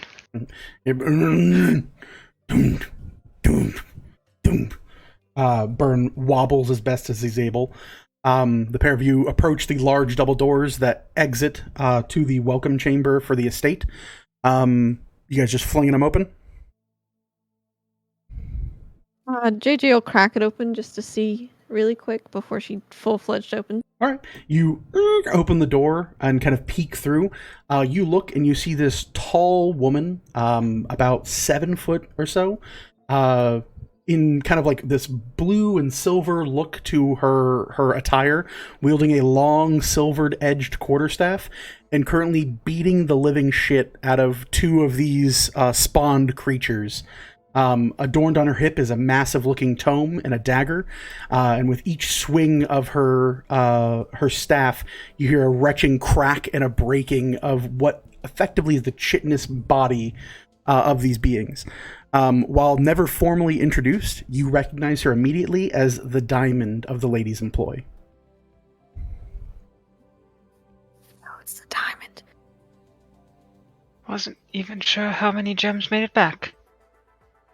Yeah, alright. I think I have... Oop, there she is. Damn. Okay. JJ is gonna kind of slip into the room and kind of move to the, I guess, right, or I guess it's not really room. I guess it's outside. And slip to. What are the creatures like in front of the diamond? You look, and one is broken at her feet and hissing its like final moments. The other is currently swinging at her, through which you note her movements and dodge patterns to be that of almost mirroring Orville's fighting style. She definitely has a number of kind of trainings of that of like a monk lineage. JJ will slip to whatever the opposite side that the one on the ground is laying on. Mm-hmm. And kind of move along the edge, and we'll fire 2 shots. Okay, on the one that's standing or the one that's on the ground? 1 on each. Okay, go ahead, and the one on the ground you'll have disadvantage on because it's prone versus Yep. ranged attacks. Okay. Vel, do you want to prep any actions? Yeah. I don't have too much, so we'll fire a chill touch at the one that's standing. Okay. Go ahead and roll that. JJ, what do we get on the one that's on the ground? The one that's on the ground is dirty 20. Okay, we'll hit. Roll damage.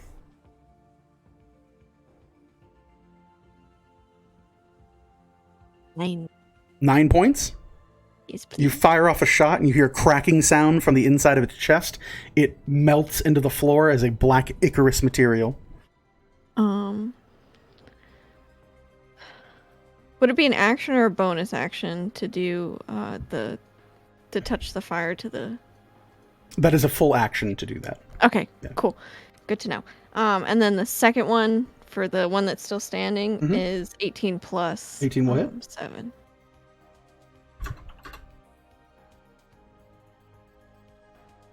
That's 1 point. It takes the 1 point and hisses.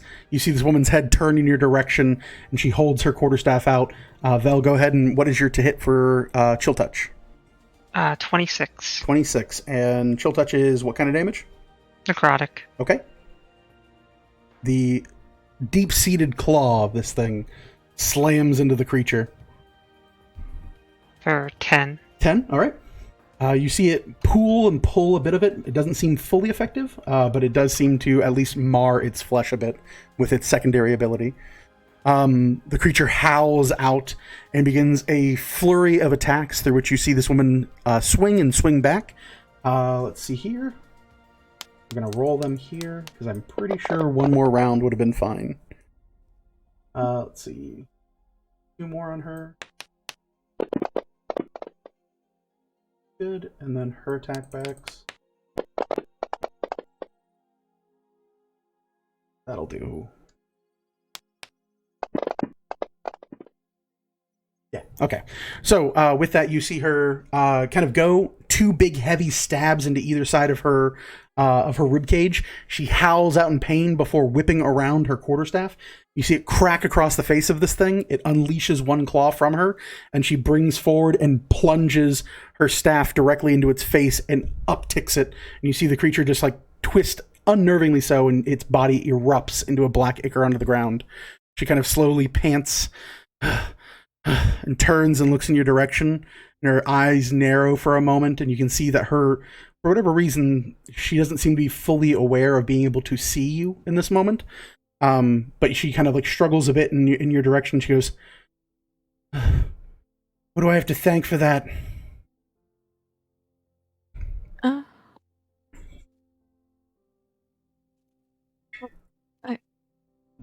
I suppose me. And then she's just gonna like jab the fire at the roses as they fall. You jab the fire into the first one. It flares in wildfire. The diamond jumps, kind of like almost deftly back, with like a poise, and like angles her staff towards you. You look and you can see there is like a struggling with her eyes to squint and look in your direction. And as the fire kind of illuminates out, she kind of like turns and looks a bit closer at you, and she looks over you and goes, "Who? What are you doing, and who are you?" Sorry, you're Diamond. My name is JJ Lightning, and this is Miss Velathil. We're the Seekers. Oh, the favorites. Good to finally put a voice to your name. Have you already cleared the area? I'm currently corralling people in the kitchen. We cleared from Galanti's office and up. Lady Galanti is indeed safe at the moment. Of course she's safe. And we cleared too, and found out that fire helps against the spread of whatever this is. I'll make a point to let the people know in the kitchen. You all should take cover and, secure yourselves as best you're able. You too. Is there anywhere else we should particularly look, or where you haven't secured yet? No, as far as from what I can tell, all of the butler staff and what few other chosen remain on the premises are currently clearing out the east and, southern wings of the estate. I'm assuming everyone's going to be working well, but we need to start making a motion and movement to protect the full grounds beyond just the building itself. Yes, the rest of our team is coming from the docks area as well, and they said it's the same out there. So, you have a way to contact them? I am unfortunately a bit tapped. Well, great. If you're waiting for your friends, I can send them on their way if they come through the main doors. Go ahead and take refuge within the, what you're able to of the kitchen, and patch yourselves up. You look like absolute shit from what I can feel. Could be worse. It could. You could All be right. dead.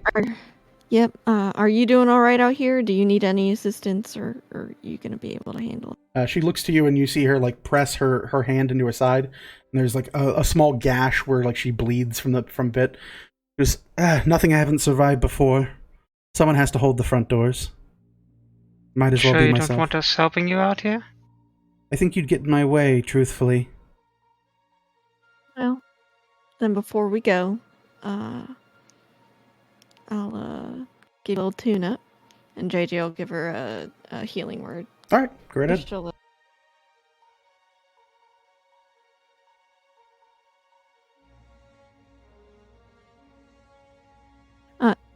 that is 10, please. 10? Okay.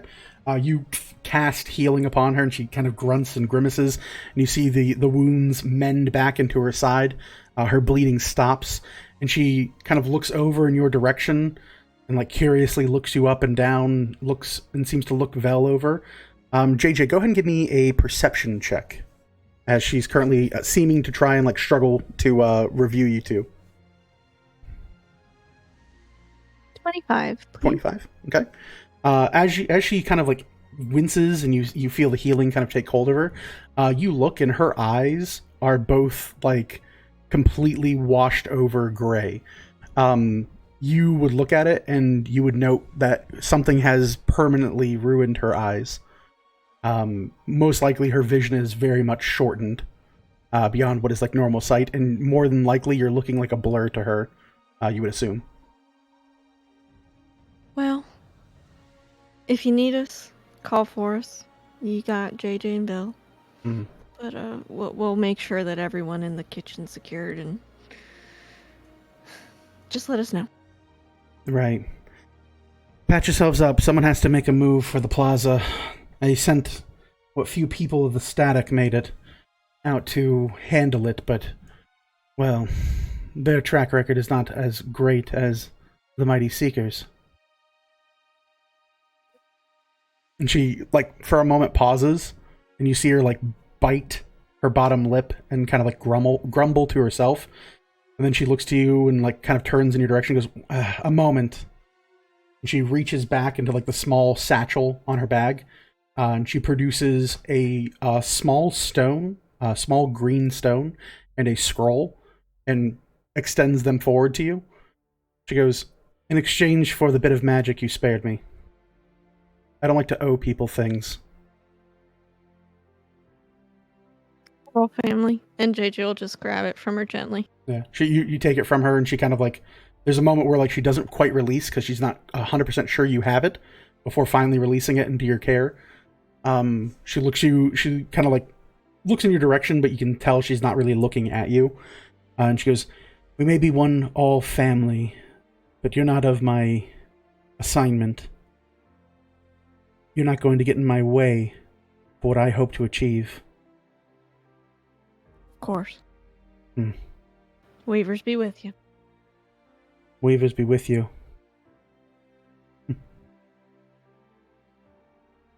She turns back and looks to the door, and you see her immediately move forward, and it's kind of like a slow, kind of measured pace. She seems to be like seeing more with her walk than she does with her actual eyes.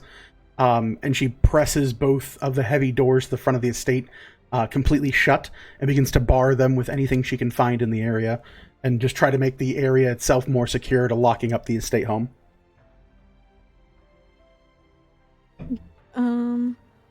JJ will look at the stuff in her hands, look at Vel, and just kind of move her head to be like, let's give her time, and head over to the kitchen. All right.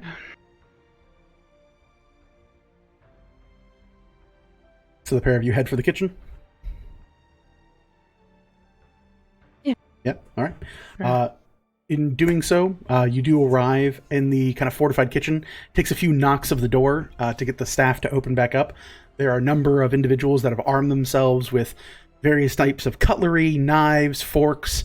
Some of them have official weapons, but it's mostly the staff and crew throughout the estate. Many of them are marred. Some of them are heavily wounded, but like partially bandaged. You look into the room itself, and there are a number of like newer individuals that have been hired to the estate, and many of them that have the capability to heal are doing everything they can to mend and make people as comfortable as possible if there's no saving them, or at the very least restored enough to survive the evening. With that, you do get the idea that this would make an ideal place to take a short rest while you await your friends to join you.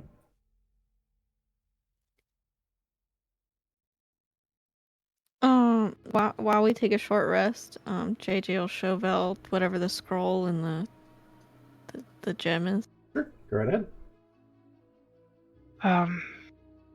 for that, are there sections of flowers in here? You look around, there are no flowers within the actual kitchen itself. Okay. A number of people will tell you that most of them found the kitchen primarily undisturbed, and it's just the one centralized location in the estate that wasn't bombarded or immediately invaded. And since then, they've kind of banded together over the last half hour or so during this conflict to fortify this one position.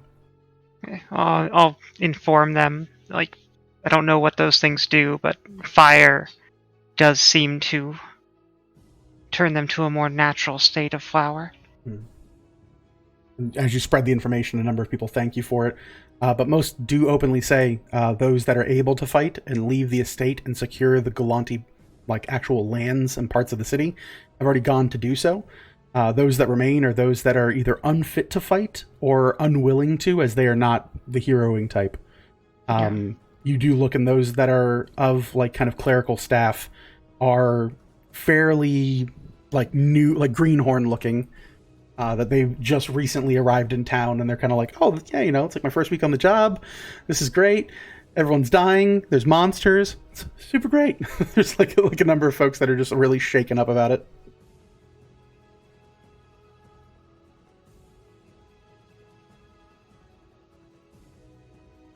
Suppose it's best if we just take a moment to rest before we end up Yes. going to the plaza. Yeah, it looks like we might have to continue on. All right. So with that, you guys will be taking a short rest? Yeah. Okay. Yes, and JJ will do a song of rest as well. All right. If You guys can coordinate that within the Discord or however you'd like. We cut back over to the sewers. You all have been running now for a little over about half an hour, moving through various avenues and nooks throughout the various kind of pockets of sewer life. You do note there are a number, and I mean like truly a tribe of rat folk and other kind of like haggard, leprous individuals that have made this area of the sewer their home. And each and every one of them is adorned in even the crudest looking effigies of their found religion. It seems that everyone who lives through here does revere and herald Vasler as a new god ascendant upon them. It takes quite a bit of doing, but eventually you come to a collective of about 20 individuals that are all crowded around what appears to be an open-looking kind of like tunnel hatch with a heavy-set chain that hangs down from below. And as you all approach in, you see a rather short individual who is kind of like almost more round than they are tall. And they have a pulled back face and a bit of a hiss to them. Big, heavy spines reach out from the back of their skull, and they walk forward with a bit of a limp to them. And you look them over, and you hear them hissing backwards and forwards from the group that has navigated you here, and they look to you. You hear them cackle out and go, You know of the Great One? Yeah. Good. The Great One provides in all things. You may take these surfacers with you, but you must not inform those above of our meeting places. It is between worshippers. Of course. So long as we have that understanding, this is the great chain of binding. It will bring you above the grounds of our domain, to the land where the food is plentiful and the sun burns the flesh.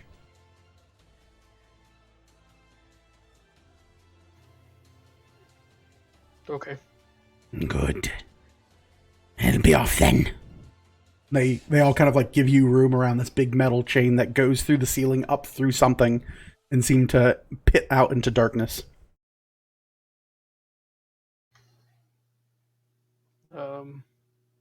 Morgan, you want to go first? Yeah, I'll go first. All Morgan, you start climbing up this long chain. It ascends roughly about like 60 foot or so. Like you're in like kind of like elevated terrain.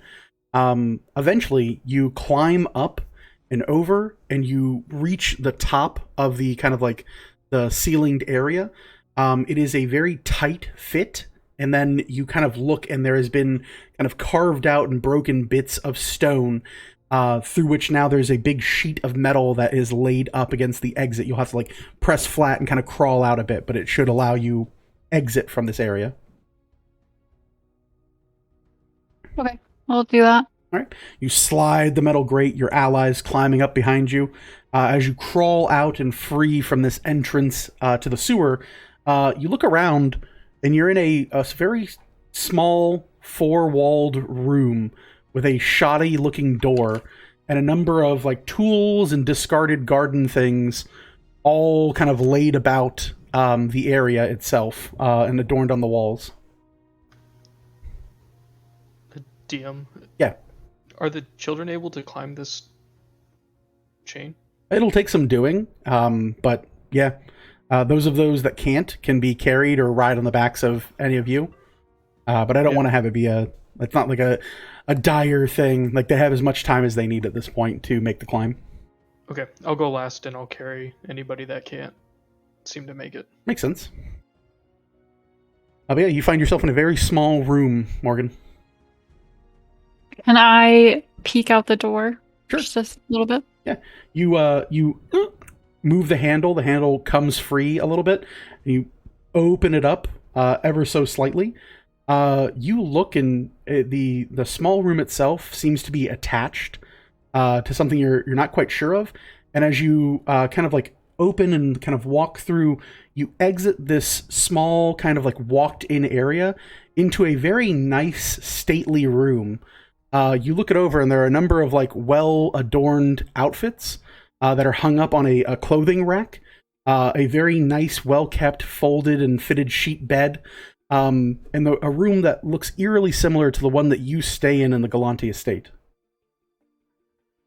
Did I recognize any of the stuff in there? Yeah, as you look it over, the biggest thing that is kind of like a pointed out to this, whoever's room this is, there's a long metal kind of like hanging rack, and there is a collection of what appears to be about 11 different outfits, or rather, business attire for various small jobs around the estate in the city.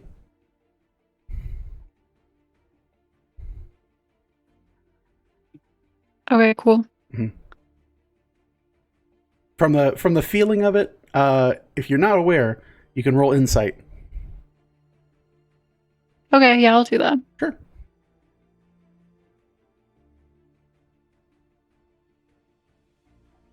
It's an 11. An 11. You look it over, and it could be anyone's room. It could be any of the servants. But as you turn back and you beckon your friends to kind of climb out and crawl out from this crawl space into this kind of nicer room, you note the door has a number of markings and writings upon them. If you'd like, you can examine that, and that might provide a bit more insight. Yeah, I'll examine it. Okay. You look it over, and written in beautiful calligraphic Elven, it says, Bartholomew's super secret walk-in closet. Do not open. Do not clean. Thank you.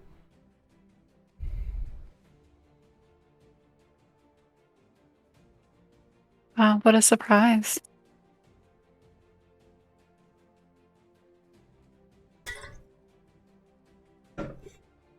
You all managed to climb out, and with a bit of help from Kobold Jones, all of the women, children make it out with you.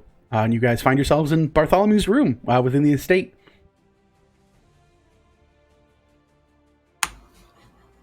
Does Orville catch wind that this is buddies at all?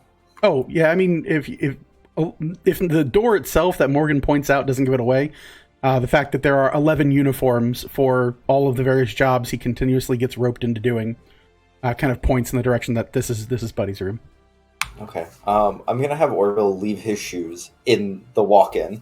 Okay. In the closet. You hang him up on a hook? Yep. All right. The one clean thing left on his body. Mm-hmm. Cobalt Jones, Celeste, you all arrive in this room. Fucking buddy. I should have known. He gets weaseled into everything. Alright. They're probably posted up around here somewhere. Let's try to find them. We need to move together. All right. Yeah, easy enough to do. Working together, especially with how much the estate has been secured, it takes about 10 minutes or so. But eventually, you guys do find that the post up has occurred within the kitchen. And after about a long rest or so, about halfway into the long rest, we'll say, you do arrive back with Velithil and JJ as you guys enter into the kitchen area.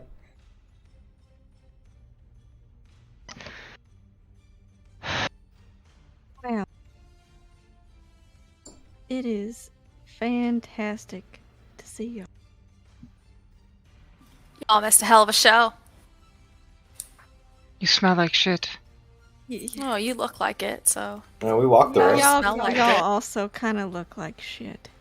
Hey. That's okay. In a loving way. I know we all Alright. been through it tonight. If I'm being honest, we went through the sewers and I was already covered in shit, so I just shit myself.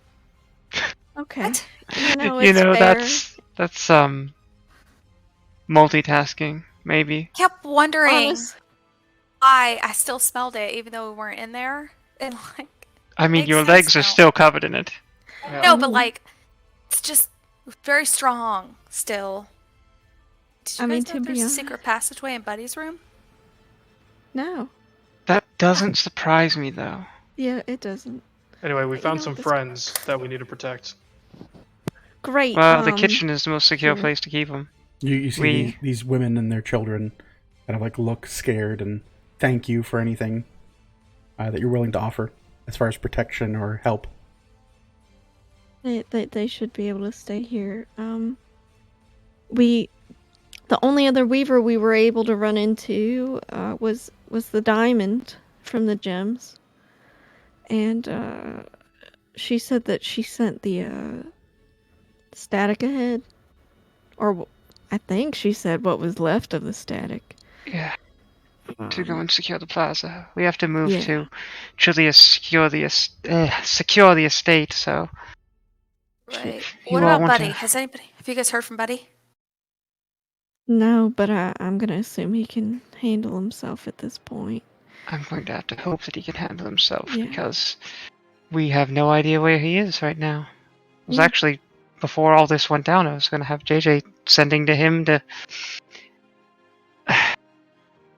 tell him we were leaving tomorrow. He doesn't even know the plans, but we have no idea where he is. I don't think we're Yeah. leaving tomorrow. Yeah, I don't know probably if we're not. leaving.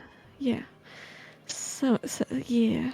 He probably went Uh-huh. somewhere to relax after the sleepover. Yeah, that's fair. So, Are y'all okay? Do y'all need anything? need a little bit of a breather, to be honest. Okay. Just like, hang out here for a little bit and then go out there and see what I can do.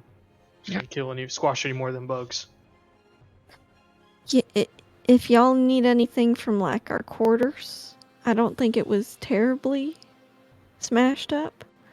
No more than we've left it.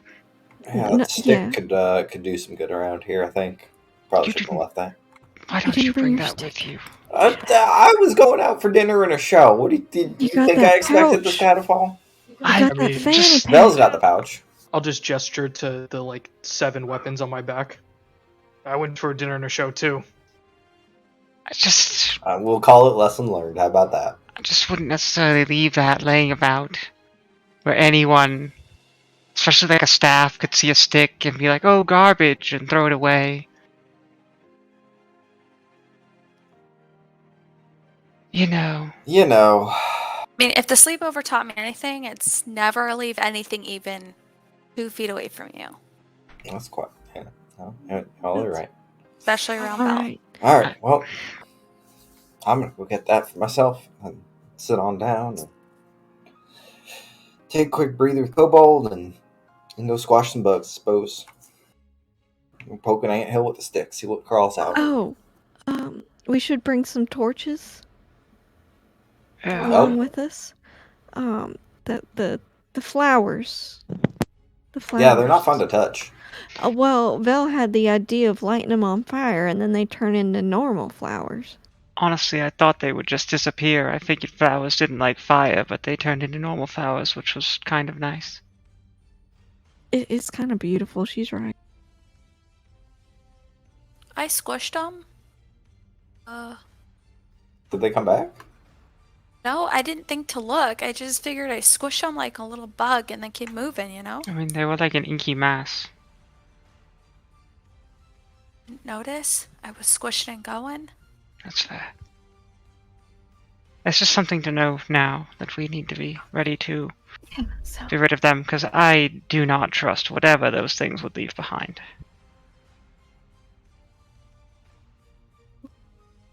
Uh, has anybody by chance seen Benji? Benji? Gnome from the mailroom? You look No, around, we've he been doesn't seem in here. we've been fighting and trying to protect everybody. We did go by the nurse's station, and it was a bloody massacre, so... Celeste, Huh? what the fuck is a gnome? Oh, man. Shockingly enough, they're being smaller than you. So, that going for you. DM, can I look around the kitchen for a chef's hat and a shiny frying pan? You look around. There are a number of like frying pans and like cutlery. None of the hats seem to be laying around though. Unfortunate. Sorry, they usually keep those with them. I think I saw one in Buddy's room. There is a chef's hat in Buddy's room. Did anybody go by Noted. the mailroom? Anybody check over there? Celeste, to be honest, we've just been clearing.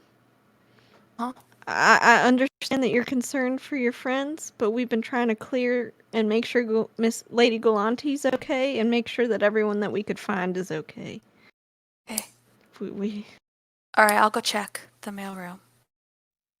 we haven't particularly cleared that wing, so there still might be a critter over there.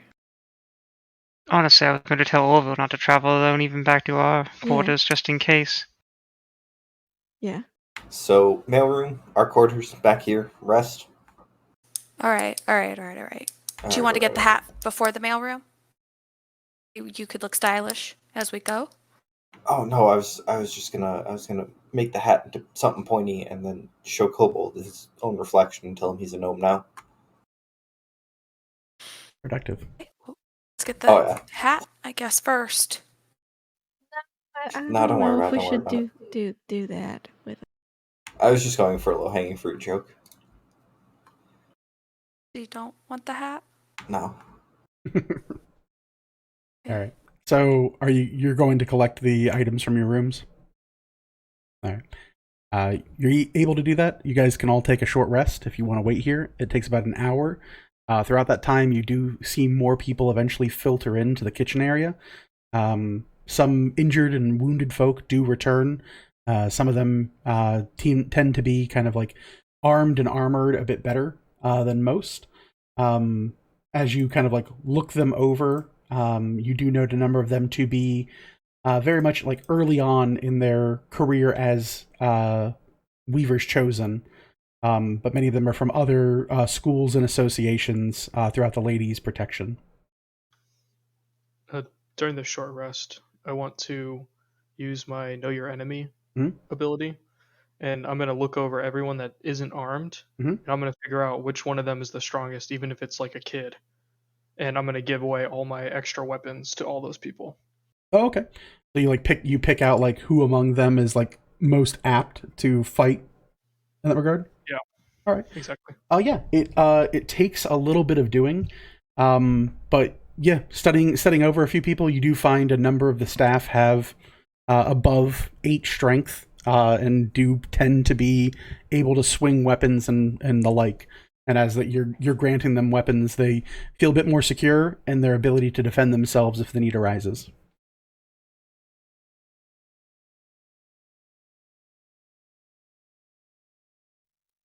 I'm also going to do another song of rest for those in the kitchen.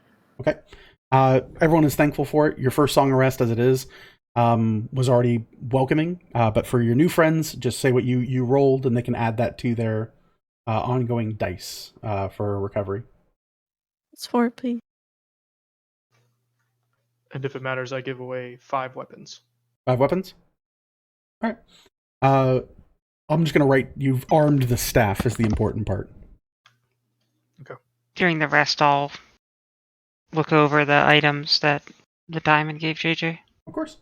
The scroll is a scroll of heal, specifically the spell heal that she handed to him. And the gem, I believe, let me see here. Your inventory. Un momento. I said that she gave you the emerald, right? Yep, the emerald.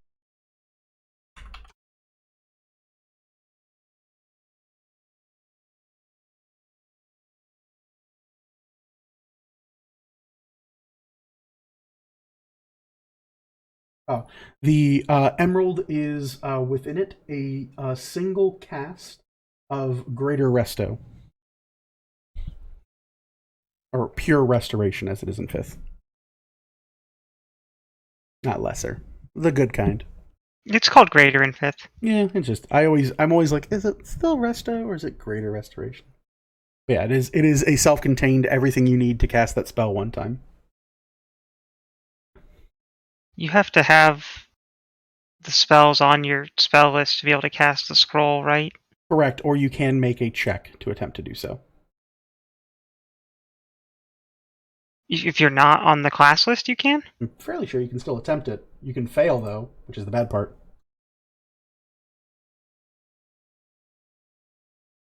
Let's see, we'll double check. Boop-a-doop-a-doop. Let's see. Spell scroll bears the words of a single spell written in a mystical cipher. If the spell is on your class list, you can read the scroll and cast it without providing any material components. Otherwise, the scroll is unintelligible. Casting the spell by reading the scroll requires the spell's normal casting time. Boop-a-doop-a-doop. If the spell is on your cast list but of a higher level than you normally cast, you can still cast it with your spellcasting ability modifier to determine it. Yeah, you can only read it then if it is on your spell, if it's somewhere on your class. Alright, we cannot cast that. Cool. Okay, is what it is. Good gift. Someone become a cleric or druid. Wait, hold on, Shit, real quick. JJ's about to... If the only prerequisite is being able to read it, Correct. comp languages seems like a solve. Yeah, but it's not on our list. Greater Restoration is on the bard list. Yeah, well, That's with I the mean gem. the heal scroll. The gem's fine. The scroll is the problem. Yeah. Wait, It's There's alright. just no way to cast it. It's okay. Heal. Heal.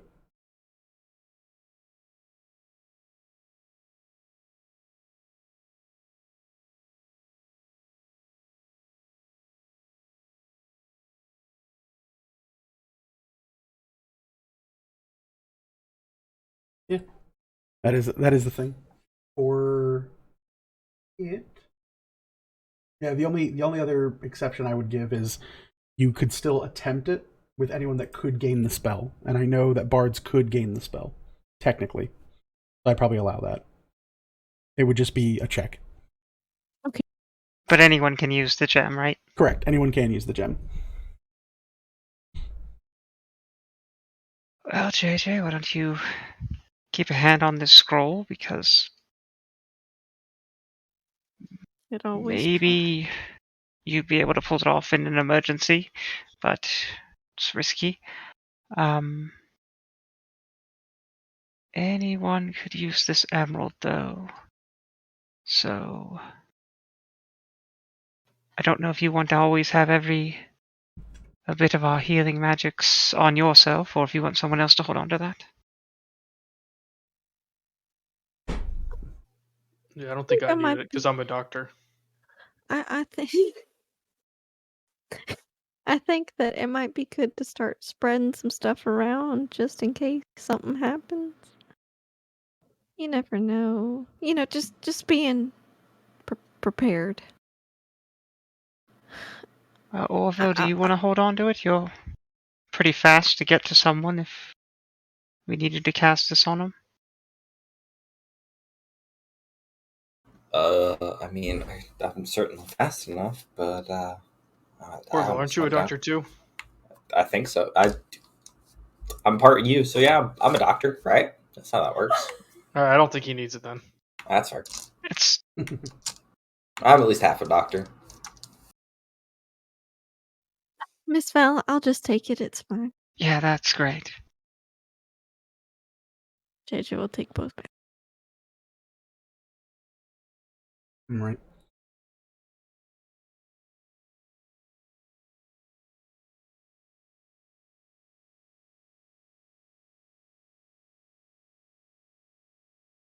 Anything else you guys mean to do? Good here. Time to go squish some bugs. I think we need to go and secure beyond just the estate and further of the grounds and see how the static fared against whatever these things are in the plaza. Indeed. What are we just waiting on Orville and Celeste? Yeah.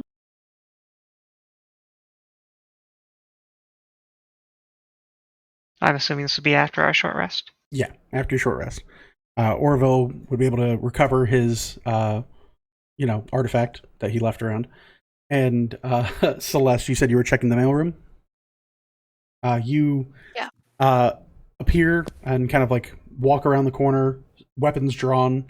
You peer inside of the mailroom. It does look disheveled. A number of things have been torn apart and kind of wrecked through. There is telltale signs of something rampaging within this room. And you look around, and there is the floor itself is this black Icarus material covered in wildflowers.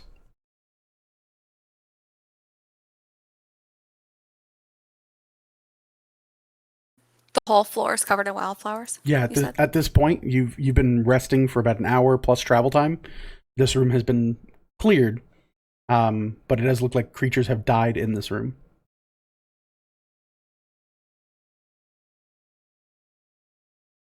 Okay.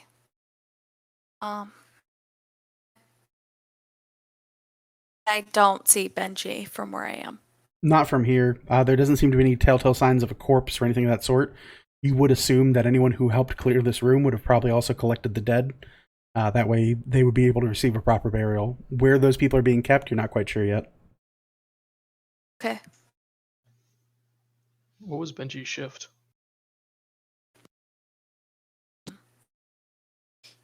I just know he got off early in the morning, so no.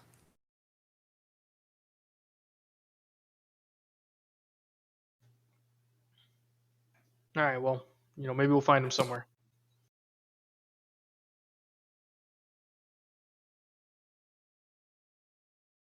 Anything else you want to do before heading out?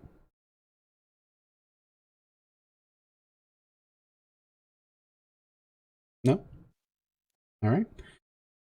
Gathering your things yourselves, reinforcing everything that you have and available to you. You all reach back to the main area.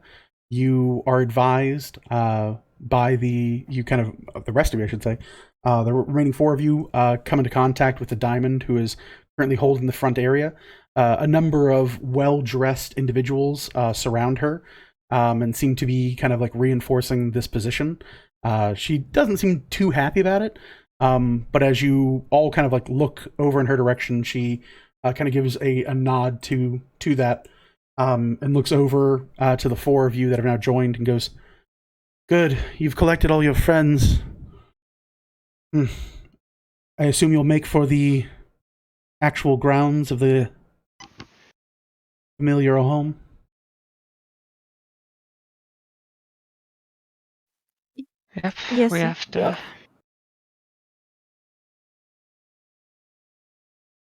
Very good then.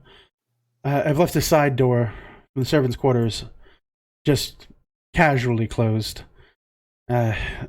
These fools won't leave me to defend the place myself, so you can rest assured that I will guard here, as well as these shadows, and we'll look forward to your resounding success.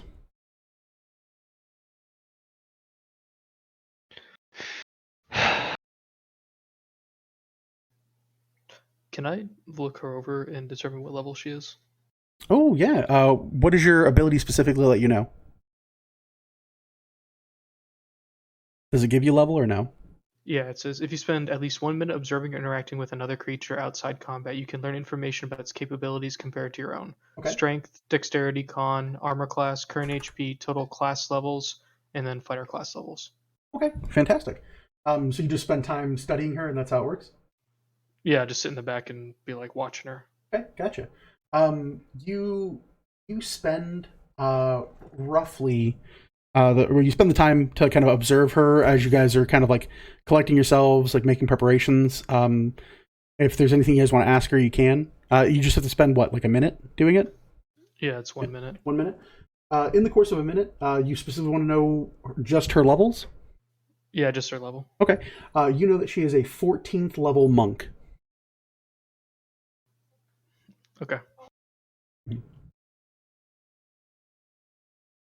you want to know anything else about her? Depending on how much time we have, I guess I'll get all of it if I have time for it. Sure. What all are you looking for? She doesn't have any fighter levels. Right. Well, that makes sense. But strength, dex, con, armor class, and HP Okay. would be the other ones. See here. You get her current HP, right? What she's at? Yeah. Yeah. All right. She's currently sitting casually at 94 hit points. Nice. Her strength score is higher than yours. You have a 20, right? I have an 18. Oh, you have an 18, so it is higher than yours. What's your dex score? It is 12. Her dex score is higher than yours. Your con? 17. It is higher than yours, but you do feel that that's not natural. Specifically. Any other ability you get to know about? It'd be AC is the last one. AC? Let's see here. Double check to make sure of it. Where's her sheet? Oop. Why is the AC not? Sir.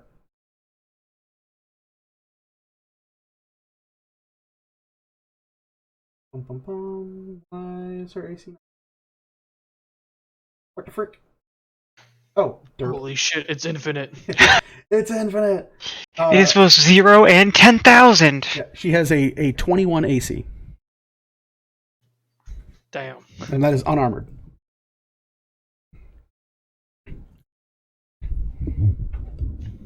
I'll pull Orville aside or whoever's like kind of out of ear, like direct shot of her where she's paying attention or whatever, and be like, yeah, don't worry. She fucks.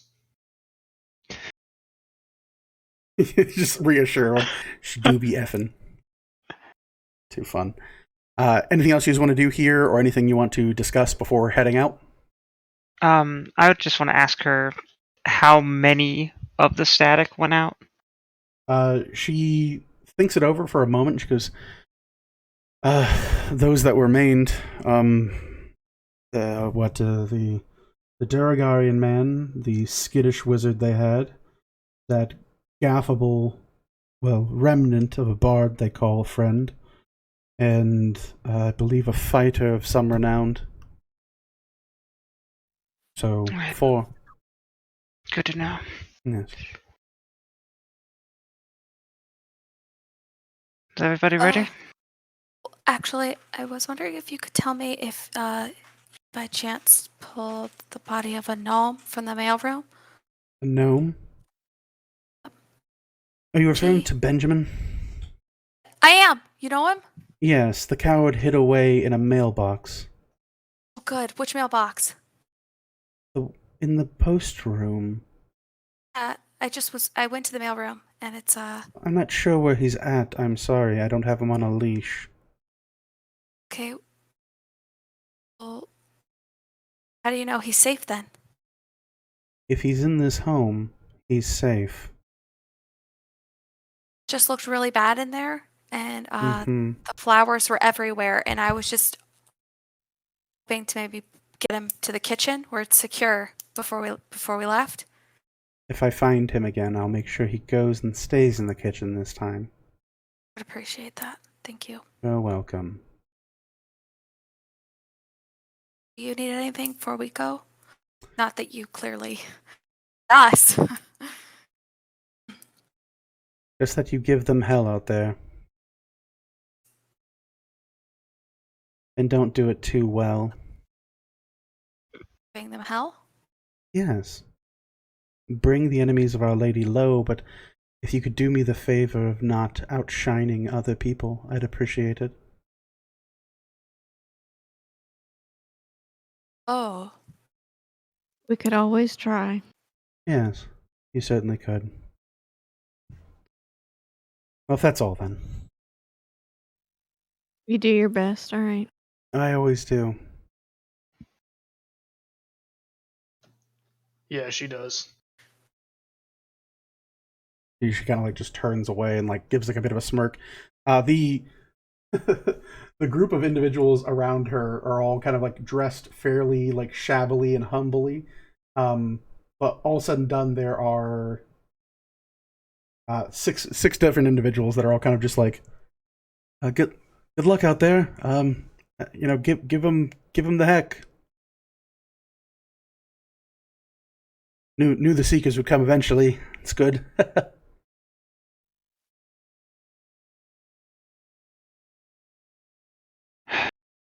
Let's go. Yep, let's go. All right. So you guys are egressing from the estate room. Give me just 1 second before we continue. I'll be right back myself. 1 second. We're going to go to a quick second break because I desperately need it. I've been living off of slushies, y'all. I'm sorry. So we'll come back in, let's call it like 3 minutes. Be right back. See you in a bit. Boop. All right, and we're back. Sorry about that, y'all. When you spend the last couple of days pretty much just having smoothies every day, you can't retain nothing. It's bad. It's real bad stuff. So we call it saving the game.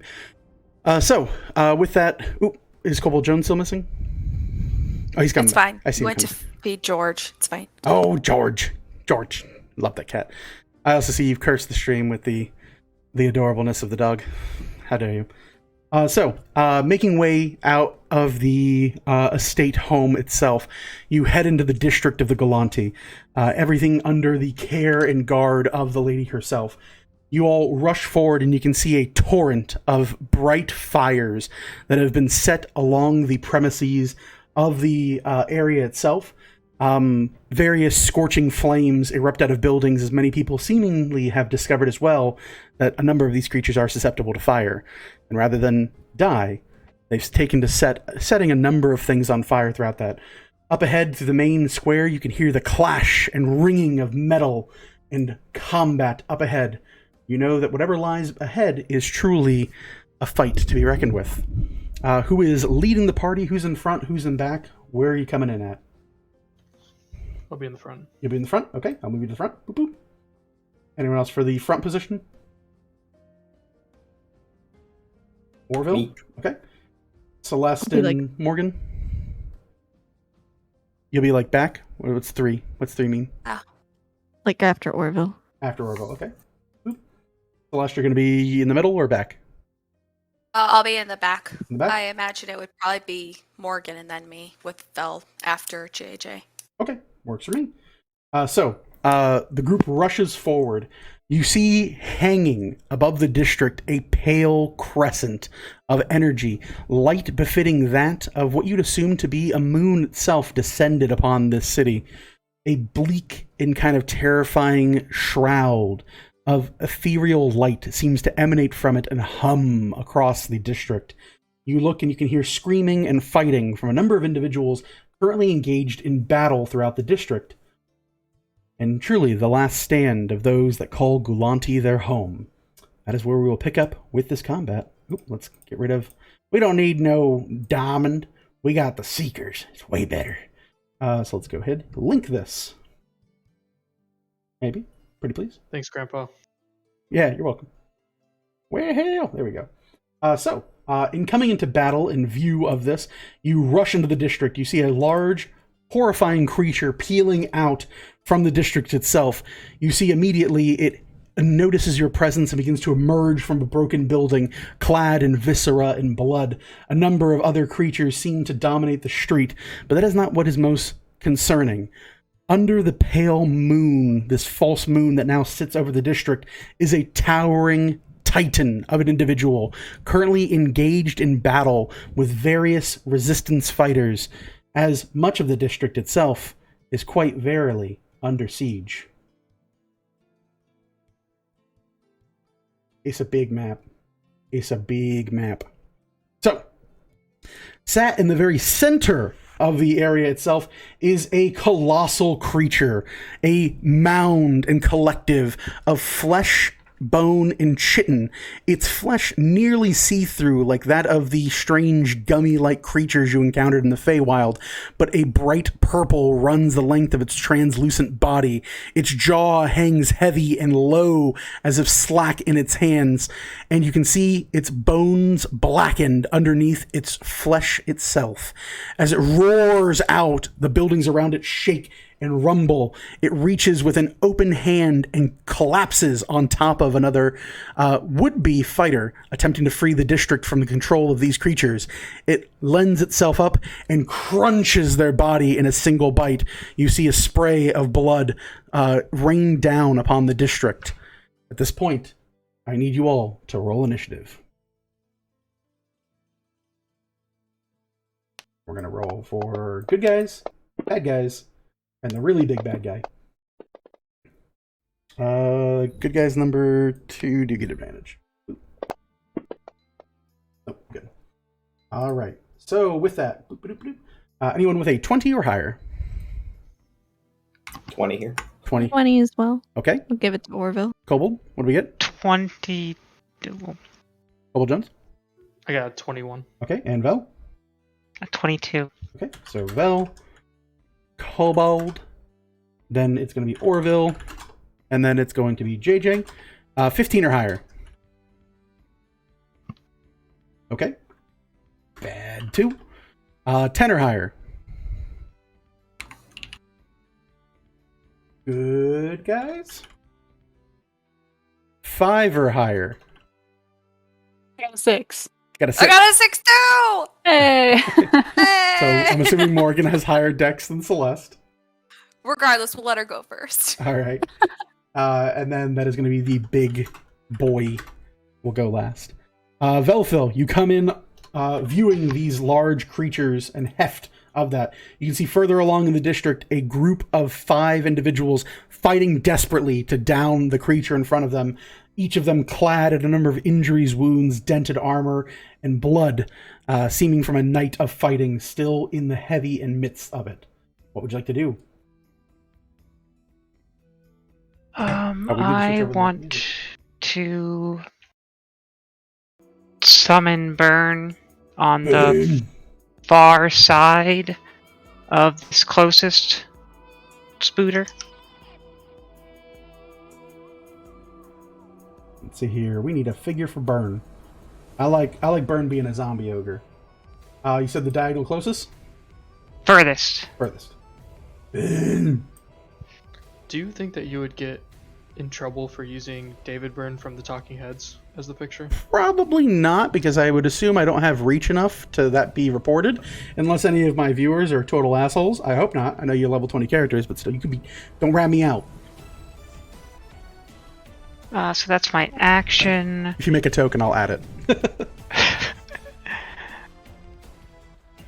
For my movement, I'll just stay where I am, and then we'll go to Burn's turn. Burn's until turn. Make an attack on it. All right, you see this creature turn and hiss in its direction. This kind of porcelain mask still jarring much of its face. Ooh, that's only a 10. Big miss, Burn. You see the creature hiss and clatter around the broken wreckage of the building it finds itself in. Is it going to be your turn? Yep. Kobold Jones. I'm running up. Wait, actually, will I be able to get within reach of him? You said he's on the roof or something? He's on the ground floor through a broken hole in the wall. You have one that is down south here, and you do notice with your combat awareness, the one to the north has eyes locked on you as well. All right.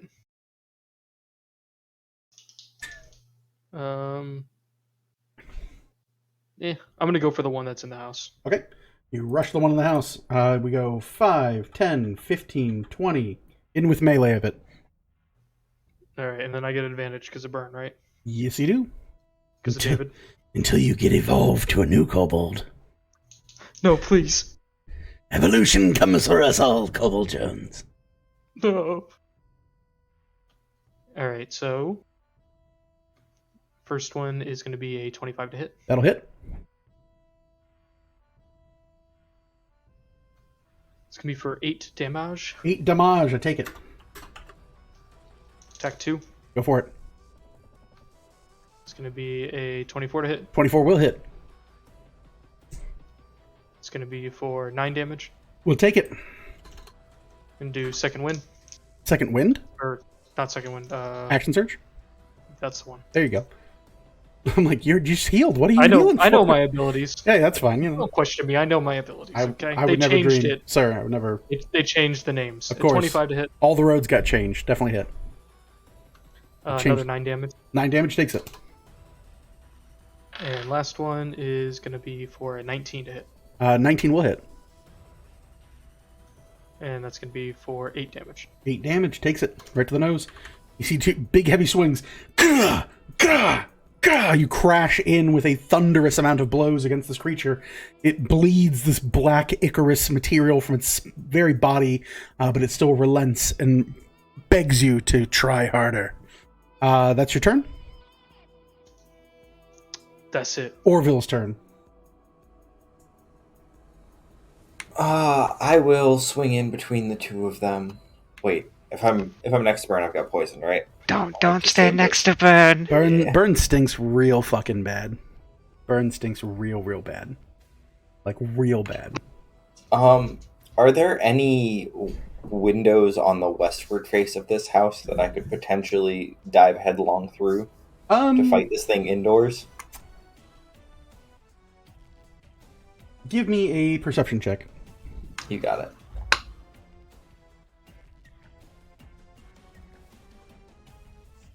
A 13. 13. You look, there is a small kind of like thin pane of glass.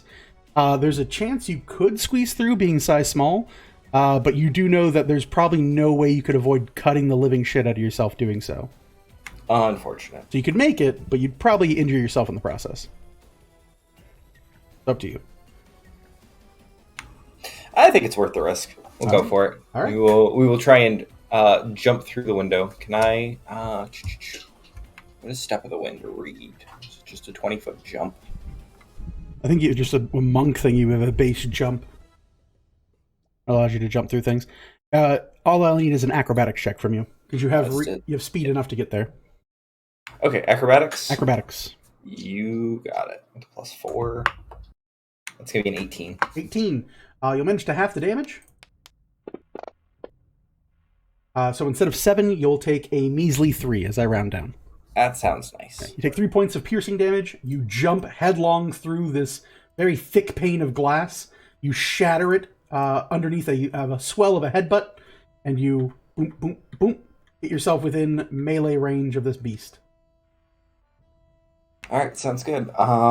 Bonus action. Activate the staff. Okay. You activate the staff. Do you want to activate it when you're in the streets or while you're in the building? I will activate it in the streets. In the streets, okay. Yeah. All right. So you reach up with a bonus action. You hold the staff above your head. You whisper its activated word, and you see it flare to life in the light of this pale moon.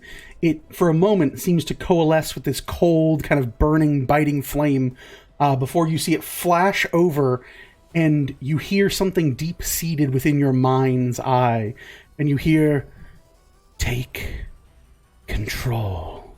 I need you to make me a charisma saving throw. Oh boy.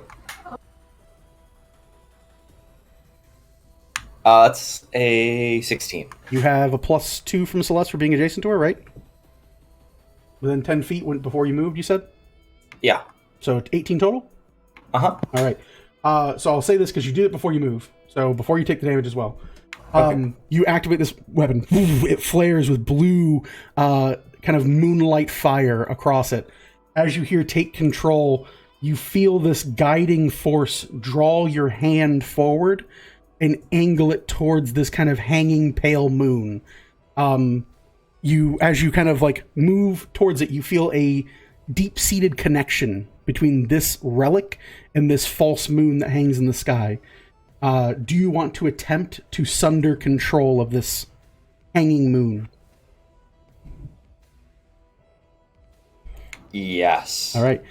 With a kind of guide of your hand, you angle it forward, and with an 18, you feel your force of personality transfer. A beam of light emanates out from the stick itself, and you see it twist and turn into a myriad of dark blues and hues before erupting. As it impacts the side of this fake moon, it erupts in a hellfire of red, phoenix-like flames. You see the moon itself twist and turn unnervingly, as if struck a living creature, and now kind of pulsating awkwardly. It begins to bubble and twist and turn until you hear a final pop. And you see the moon twist in on itself, and a bright, beautiful sun emanates out in the plaza, raining down bolts of fire across the various enemies in the courtyard. Your staff currently deals fire damage as it erupts into a hellfire. Additionally, you can go on D&D Beyond, and you are currently in control of a sphere of annihilation.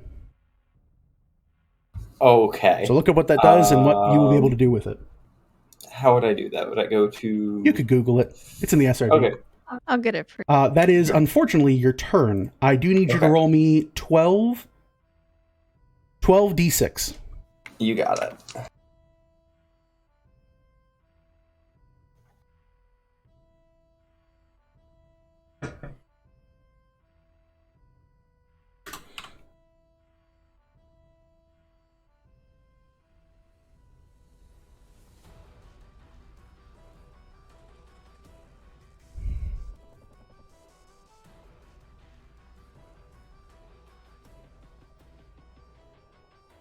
It's 47 total. 47 points of damage. You see rains of fire emanate down like beams and streaks across the land. So, with 46, you can deal that to your choice up to 6 targets on the map. Where do you want to put them?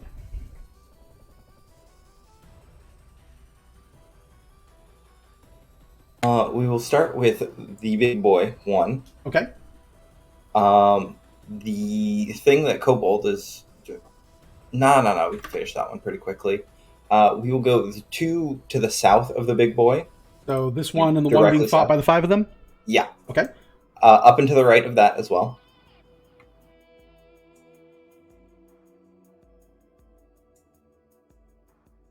And one of the 2 in the northwest corner. One of these? Other 3, 4? west. Oh, northwest. Sorry. Which one do you want? Yeah. We'll take the outside one. The outside one? Yeah. You watch streaks of fire rain down upon your foes. A beam of celestial, radiant sunlight bursts down like a falling meteor in its own right, burns away, and as fire damage specifically envelops these creatures, each one immediately erupts, hissing, twisting, and turning before exploding into a collection of beautiful wildflowers, fresh and glowing. The creature in the center, underneath the moon's glare, like roars in pain. You hear, and turn and look, and seem to look out as fire emanates off of its shoulders. It seems to now ignore the individuals it is currently engaged in combat with, and seems to look in your direction directly. Can I give it a quick 2-finger taunt? Yeah. Oh, fuck yeah. Give me the old come get some. Oh, that. Okay, yeah. I was like, get a stone come cold? get some. Yeah, I'm sure. So that'll be your turn, Orville. JJ. All right. You look, and the area is now brightly lit, as if under the daylight spell. Right. She is gonna move so that she can. Does the one in the alley look like it's starting to crawl towards us? This one here? Yeah. Oh, especially after that display, it is hyper-focused on you. You assume in its turn, it'll move its full speed and attempt to just rend somebody apart. Specifically, probably the goblin with the fiery stick. Yep. Hint, hint. All right, so Spoilers. we're gonna shift again. Okay. I need you to make me a charisma saving throw. That's right. You hear a rhythmic sound. You hear this. And I have a +2 because I'm next to. You are next to Celeste. Within.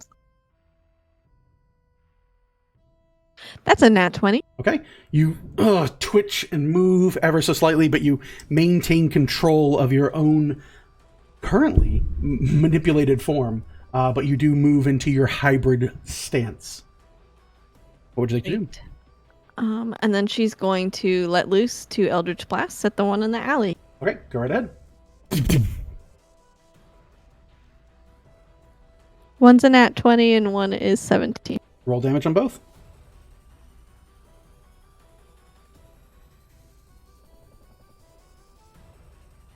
The first one's going to be 5.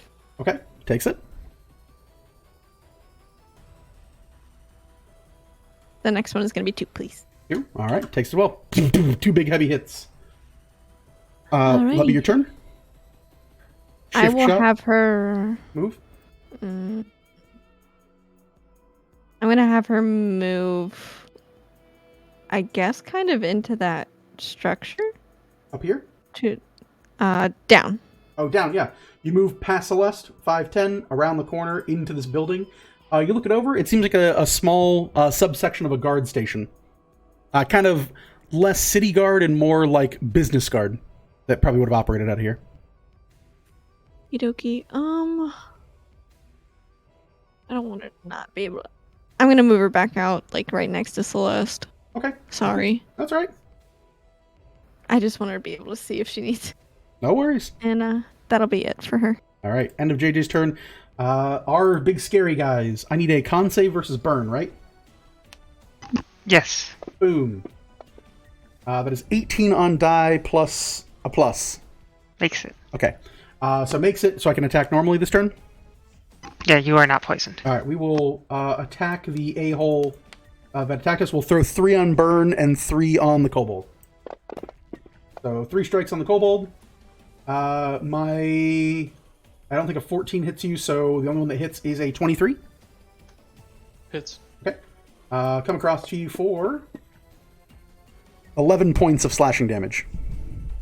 Magical. Yes, magical. And then it'll take 3 attacks on burn. Let's see here. The low one is 11. A 14 is the Okay. number to hit. So 2 hit. That'll be 8 plus 10, 18 points of slashing to burn. Magical. Each. Each. You see it twist and move, attempting to kind of move away from you, but seemingly stuck between a burn and a hard place. Kobold Jones, you are the hard place in the scenario.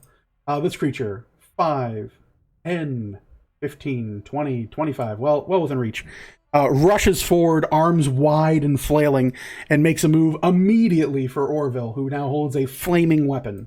It will take all 6 attacks against you, sir. It's like the cutting words. Cutting words, one of them? At least. Okay. Yeah, at least one of them. We'll give you the benefit of the doubt, and you'll go for the one that seems like it is most likely to hit. How's that? Okay. Sounds good. So, starting with a natural 1, no. The next one is 8 on dice. Do you want to cutting words that one? No, I think Okay. I'll be okay. So that is a... Where am I here? 15 to hit, Orville? AC 16. Okay. Next one is an 18 on die. How cutting words that, please? Okay, go ahead and roll it. With an 8. An 8. So 17 will still hit. It still gets a plus. The next one is a 10. The next one is a 13. And the next one is a 12. So only 1 hit after cutting words. To you, sir. For a grand total of 10 points of slashing damage. Okay, does that have any effect on the control of the Sphere of Annihilation? No, it does not. I don't believe so. Okay. I don't think it's as concentrating on a spell. Yeah. I don't see it as concentration. Neat! You just impose your will upon it. That is all it is. What was damage? Damage is 10? Yeah, 10 points of slashing. Got it, thank you. Mm-hmm. That is going to be that guy's turn. We're going to roll over here. This creature will round the bend 5, 10, 15, 20, 25, 30, 35, get to here. We're going to unload on this little elf man. We have 3 hits. That's 4, 8, 9, 10, 11, 12. Going to be for 25 damage to this boy. Demo. Okay, that's him. This guy up here will go against their guard. 6 attacks. We have 1, 2, 3.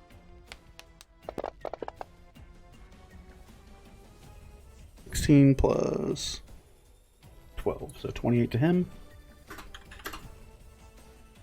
Doubling up. So we'll probably kill this guy.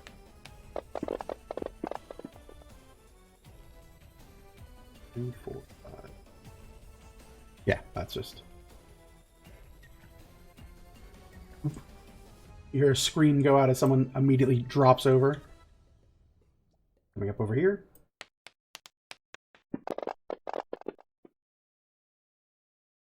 Two crits, and he's within 5 feet of another one.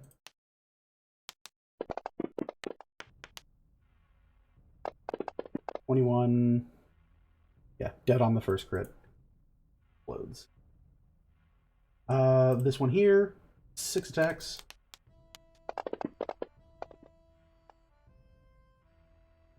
We're gonna go for 1, 2, 3, and a crit. So 1, 2, 3, and a crit. Not within 5 feet. Maybe for 8, 16, 20, 49 damage. Yeah, we'll kill him as well. Alright. You hear screams out from across the plaza as various people are cut down in the line of fire. Moving on to initiative is the good guy Crackbacks. We're going to go through here. Paladin squad moving through. We're going to go for... I can probably get around 5, 10, 15. Yeah, we'll get around there. We're just going to do straight up 8 attacks. 5, 6, 7, 8. This is why I don't like running mass combats. 1, 2, 3, 4, 5, 7, 8. I'm just going to use their pre-made. Yeah. That'll work. Oop. These ones here. Oop. Oop. Oop. Run this vortex. 7, 8. 1, 2, only 2 hits. So base damage is okay. Takes it. Sorry for the delay. 1, 2, 3, 4. We're gonna do 1, 2, 4, 6, 7, 8. Easier to do. 1 hits. So base is that. Alright. This guy up here will disengage and run. 5, 10, 15, 20, 25, 30, 35. They'll get to there. You see a stout-looking halfling man in leather armor holding a knife and what appears to be a small, kind of like short sword in the other hand. And runs up in your direction. He goes, "Oh, thank goodness, there's someone to help us." That is going to be the good guy's turn. Morgan, your turn. Alright, I'm gonna steady aim, short bow this guy in front of me. All right. You lock on, draw your arrow, and fire.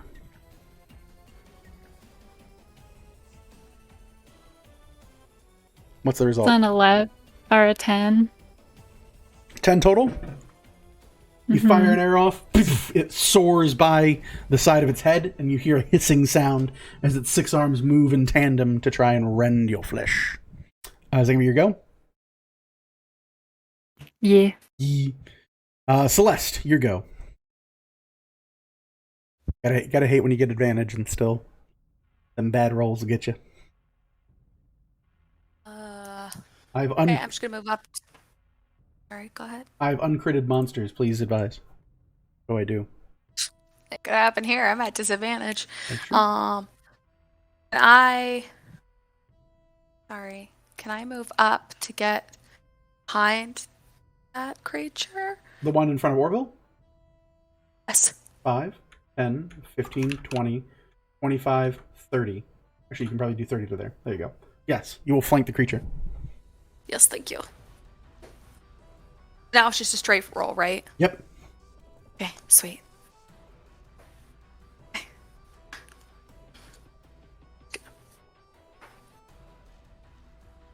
Gosh.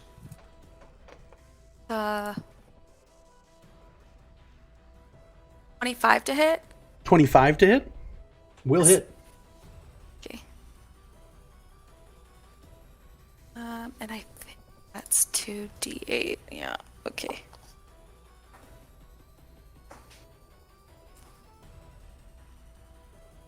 $20 damage. 20 damage? Takes it, unfortunately. You howl out in pain. And That's my turn. that's your turn? All right. Missed the first one, so. Boo. The big guy. We will look around town. We're going to pick the guy to the north. And I'm fairly sure I can't miss this guy. Hey, we'll roll it. I'm fairly sure I can't miss him. Yeah, 15's undie. We're just going to remove him from combat. You watch this creature reach down, grab another person, rend them up to their mouth, and bite them in half. And you just see a falling spree of what remains of a person. It then begins to move. You see it 5, 10, 15, 20 foot down. And you hear it and starts making its way towards you guys. Vel, your turn.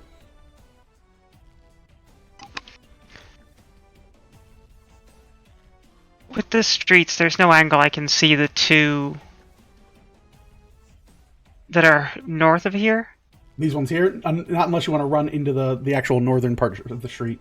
You're right here, so this is your line of sight is only as far as like this direction here. If you were to move like here, you'd be in range, but you'd be able to see them. But then you'd also be in threatened area of this scary dude. I mean, you could run diagonally up to try and get within sight of these two. Yeah, I think I would have enough movement if I wanted to get behind Celeste.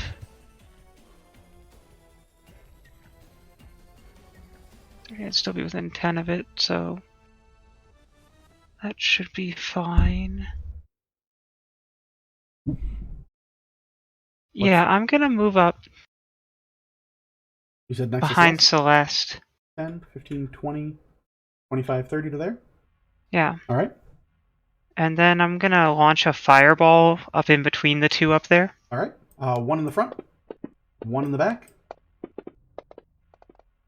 We have a 16 on the first and a 11 on the second. The first makes it, the second doesn't. All right, go right ahead.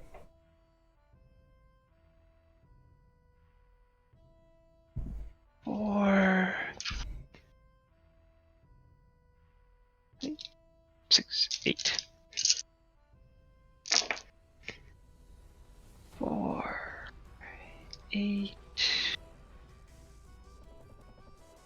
15, 18, 22. 22 points of fire damage? Yep. All right. The one in the front that makes the save will take 22. The one behind it will take 44 points of fire. Both of them hiss and twist and howl in pain. You see parts of their chitinous skin burn away into what appears to be a bed of garden wildflowers. Is that going to be your turn? Yep. All right. Cobble Jones. Yep. Burn. Oh, burn. Burn. Burn makes his attack. Gets a natural 20. Burn. Burn strong. Burn want punch things too. That will be 16 points of slashing. 16 points of slashing. It will take it. Got it. Still up. That can be Burn's turn? That's it. I'm done. All right, Cobalt Jones, your go. You watch Burn slam into this thing with its big, greasy claw and tear a bit of the chitin free of this creature. Nice hit. Now I'm gonna swing. Go right ahead. Oof. Tomahawk chop. Yeah. 19 to hit. Will hit. 9 damage. It takes it.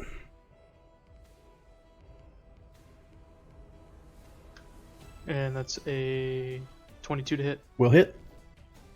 That's for 12 damage. Takes it. Nice. That's it. All right. Orville, your turn. What would you like to do on your turn? You feel a tethered connection to your mind between you and this now bright, burning sun in the sky.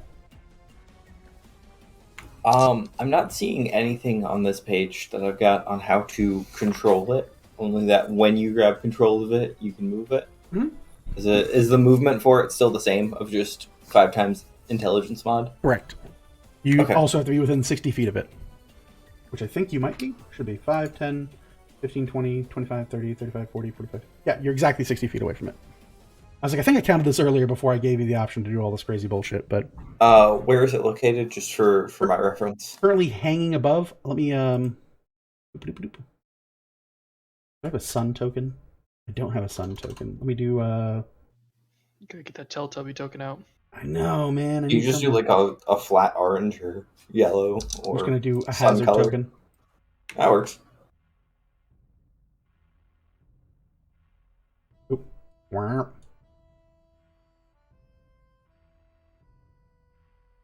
Huh. All right, and then what is it to move the sphere? Is it a bonus? Action. It is an action. Mhm. Okay. We are going to move the sphere a grand total of 10 feet. Okay. In the most Kirby down B manner possible. What? Yeah. It has to make a dexterity saving throw. It gets a 4, which is a failure. He's dexterous.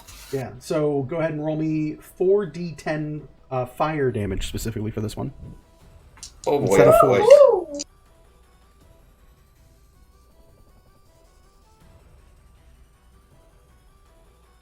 That's 21. 21, it'll take 42 points of fire damage. You see it howl out, and it's flush bubbles and pucks. I put my ball on your face. Awful. Why are you like this? Who hurt you? You handed the man a ball. That's true. Anything else for your turn, Orville? I think it's best that you used your mind for it. So, mind goblin D's nuts. Hey.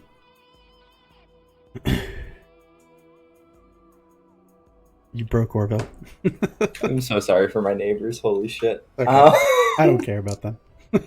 All right. You use your action to pull this sphere down on this creature. It is currently legitimately like rubbing up against its upper shoulder and head and burning away its flesh. You see it burning away to bright, beautiful grass that emanates out from its flesh. And it seems to be in howling pain. Anything else for your turn, sir? You have a bonus action and a movement left. Bonus action, key point patient defense. All right. And call it a day. Seems good. JJ, your go. Pew pew pews into the one in front of Orville, please. All right, go right ahead.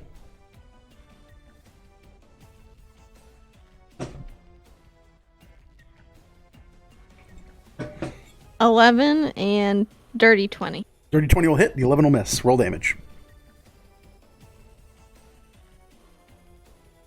1 damage. 1 damage. Pew, ting. You peg off a little piece of dirt that was stuck to it. Is that going to be your turn, JJ?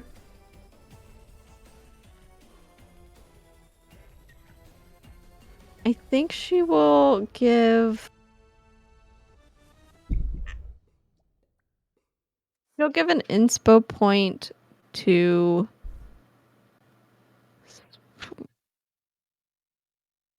the Kobold Jones. All right. What do you say to inspire Kobold Jones? Get that motherfucker over there. Wrangle him in, please. Poetic. Hell yeah! Hell yeah. Roll Tide. Roll. Roll Tide. For the bad guys, we're going to roll for recharge. They do recharge their ability. We are going to... We'll start on the boring ones. Start over here. 6 attacks. We'll do it on this person. If 3 hit, I think average damage kills them. Only 1 hits. Okay. Which is going to be 15. Okay. And then this guy here on the same target. We can dodge all but 2. No, 3 hits. Boop, boop, boop. That'll be enough. This person falls and crumples to the ground. So their guys' turn. This dude's turn. 5, 10, 15, 20, 25, 30. 5, 10, 15, 20, 25, 30. We'll take our attacks on the small halfling within 10 feet of us. 1, 2, 3, 4, 5, 6. Here. Miss, hit, miss, hit. I need d8s. 14, 15 plus 8 is going to be 24. Still conscious. And that is their turns. Okay, so then it's going to be this one here. We're gonna roll all 6 on fiery stabby boy, but I have disadvantage, right? Yep. So 6 attacks, and then 6 more attacks, and we'll take the lower of the 2 rolls. All right. First one, critical miss. Second one is going to be a 12 to hit. Third one is an 11 to hit. Fourth one is a 13 to hit. Fifth one is a 15 to hit. Nope. And lasty is a 17 to hit. That one will connect. All right. Boop, boop. Or 12 points of slashing. Oof, ouch. That is going to be that one's turn. This one here with a recharge. 3 on Jones, 3 on... Oh, I need a saving throw, right? Con save. Yes. 19 on die. We're good. He's good. 3 on Jonesy. Boop. 3 on Burn. Jones, the high roll is a 20 to hit. That's my AC. Okay. 1 hit. 8 points of slashing. I think a 16 to hit Burn. Yeah, it was a 14 AC. Okay, so all 3 hit. So it's going to be 12 plus 16 is 28 points of magical slashing to Burn. 28. He gone. You gone? Burn! He explodes. And you see a little golden skull. Tink, tink, tink, tink. Drop down on the ground. That is their turn. Good guy's turn. We're going to go through. We're just going to start bum rushing this dude as best we can. So we're just going to flat roll it. 1, 2, 3, 4, 5, 6, 7, 8, 9, 10, 11, 12, 13, 14 attacks. 1, 2, 3, 4, 5, 6, 7, 8, 9, 10, 11, 12, 13, 14.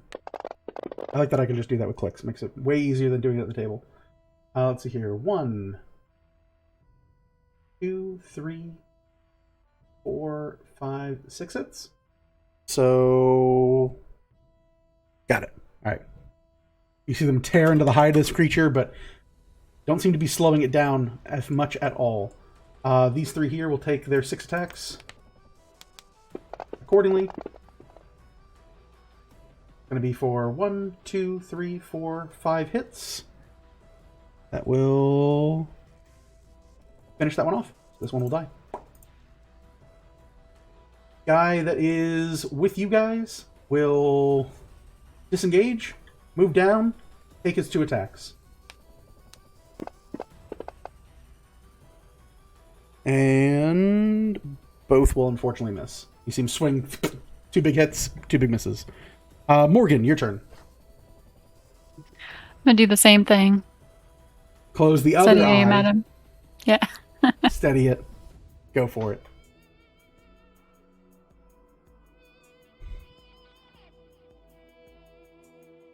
The 19? 19 will hit. Roll damage plus sneak attack.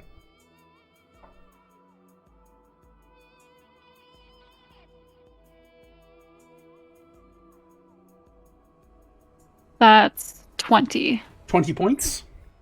Mm-hmm. Yeah. You tear an arrow through the front of this thing's skull. It explodes into a puddle of black ichor.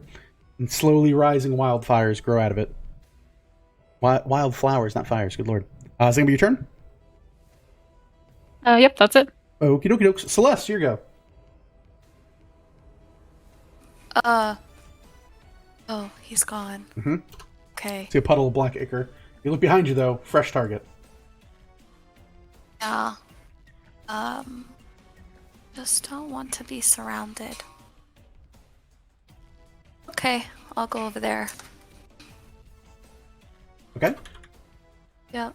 You're going to go forward? Yes, please. Okay, you walk up to this thing. Tooth in hand. Excuse me, you're not meant to be here. It hisses. Okay. Grab 'em. I'm gonna... Oh, okay. It's 15 to hit. 15 will hit. Really? Mm-hmm. They have 14 AC. They just hit like dump trucks is the problem. Shocked me.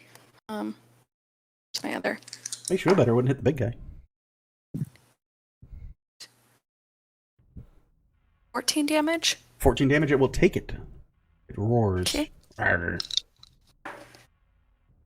What is that?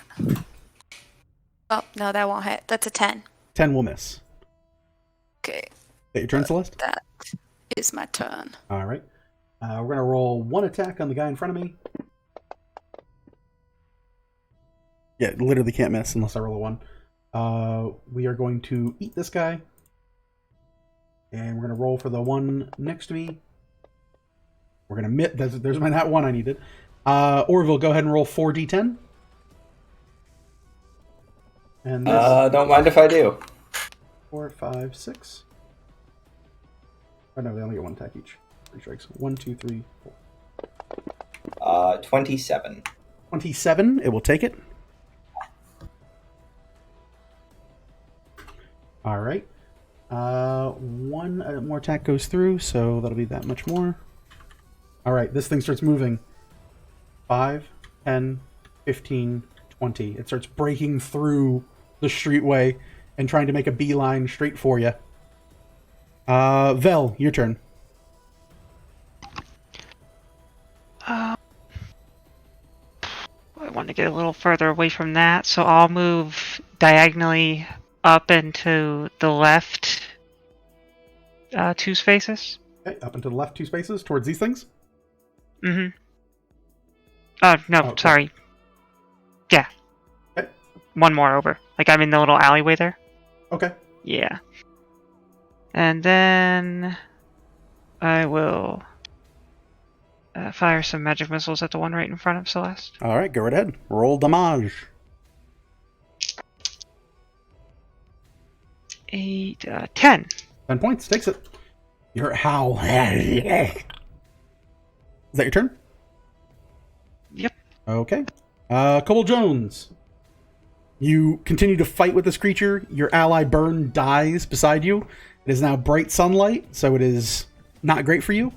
And as you hear a thundering amount of steps, you look over and see a towering giant of a creature making a beeline for your goblin friend. Does it look like he can just walk over the buildings? He's currently breaking through the building. He's literally overlapping this, and that's not me being cute. It's literally him just, not giving a shit about this building. As he just tears through it, Attack on Titan style. The building used to exist in that corner. Now it's just rubble.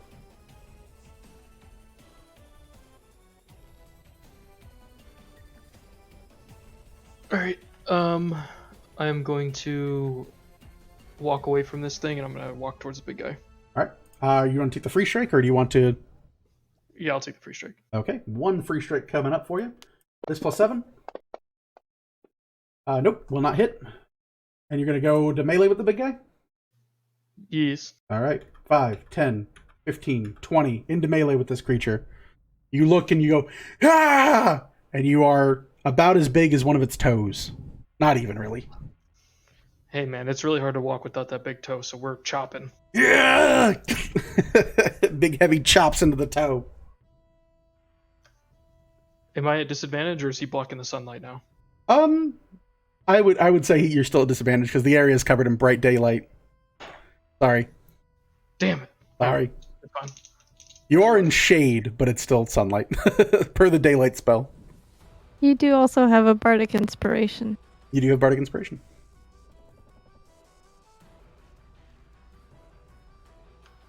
Okay, well, I rolled 2 16s, so that's going to be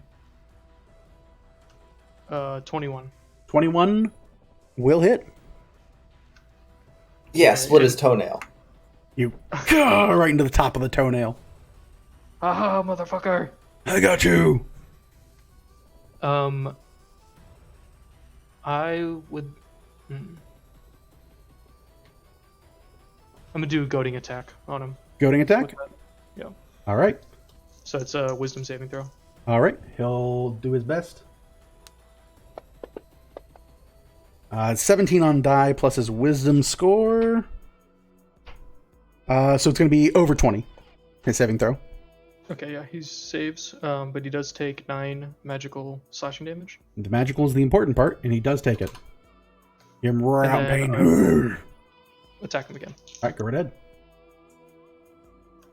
Okay, low roll of 14, which puts it at 21. 21 will still hit. And I'll do another goading attack. All right. Another wisdom save. Yeah. 7 on die means that we have... Where am I at here? Foop. That's going to be a 12 for a save. So he fails, Okay. and so he has disadvantage on all attack rolls against targets other than you until the end of my next turn. All right. And so I'm gonna hit him. I hit him with that, and that's another 9 damage. All right. You split the toenail. It roars out in pain, and it looks down, leaning over you, and points and goes, "No!" You have earned its attention, at least for this turn. Okay, and that's my turn. All right. Orville, your go. Oh god. We can only move that 10 feet, yeah? And it's an action. 5 times your int mod. Yeah. Yeah. Oh, Yeah. your int mod's +2? +2, yeah. Rough, buddy. Uh-huh. Rough. Uh-huh. I mean, So- you do have a fire stick. Yeah, I do have a fire stick. It does and want to kill you, though. It does. 10, 20, 30... Huh. Yeah. I'm thinking the move is just rush this thing. It's up to you. Yeah. Yeah, we're just gonna rush it. We're gonna try and bring this thing low. So I'm gonna run at it. Ah! 5, 10, 15, 20, 25, 30, 35. Get into base to base with Cobalt Jones. You Let's rush up on go. it, flaming stick in hand. I'll give him a Alright. little fist bump as he's in my area. Free action. I'll try not to burn him. with Yeah. it. Fiery fists. Fists of fire and fury. Alrighty. 2 attacks on him. You attack, sir. Alrighty, coming right up. Yo. We have an 18 and a 20 to hit. The 18 will miss. The 20 will hit. Alright, 2d12 of fire damage coming up, correct? Mhm. Alright. And then I would also like to juice this with Fury of the Small. Sure. So that is 13 points on die, plus another 7 from Fury is going to bring the total to 20. 20 points of fire damage. Yep. All right, takes it. You hear him roar out in pain. And then... I can't flurry of blows with this, or can I? It is considered to be a weapon for you, but I don't think you can flurry with weapons because you're not a Zen Okay. monk thingy. Yep. If I Or key could... monk or whatever it's called. Yeah, we're going to punch him a couple more times. Punch, papa. Punch. There's something from Tasha's that is if you. Oh, never mind. You have to spend a key point for it. Right, I have plenty of those to do, but yeah. The Hand of Harm. go for it. I think we're going to juice those as well. Okay, So 2 swings. go for it. Neither of those are going to hit. Okay, miss. Is that gonna be your turn, Orville? Yep. Let's move action bonus. JJ, what you gonna do? What you gonna do? JJ is gonna murder. slightly panic. Oh no, you're good. Slightly panic, seeing Big Boy.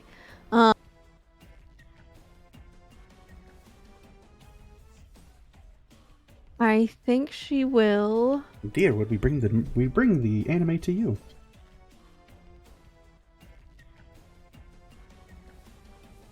I guess we will go ahead and hit with 2 more Eldritch Blasts. All right, against who?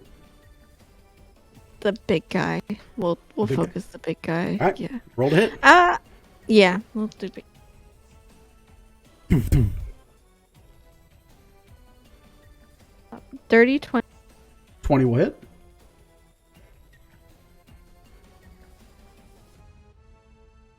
I think that's 12. I don't think that. 12 will miss. Roll damage on the 20. 4, please. 4 points. You hit. Takes it. Anything else for your turn?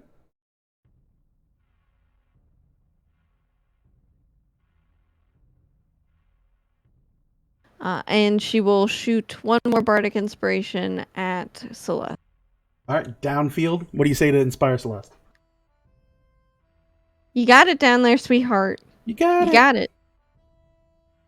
All right. With that is going to be the bad dude's turn. We're going to roll for recharge. We will recharge.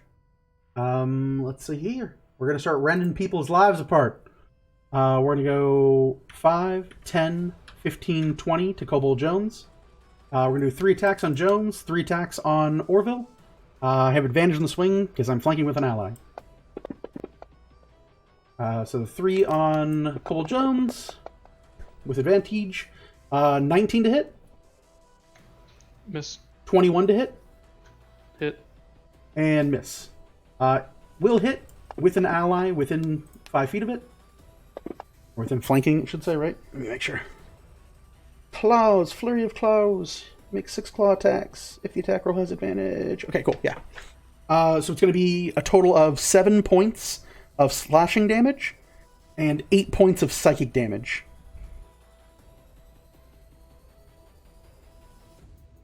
As it tears into the back of you, you start hearing screams and whispers of laughter cut into the back of you. Orville, we are going to take our 3 attacks on you with advantage.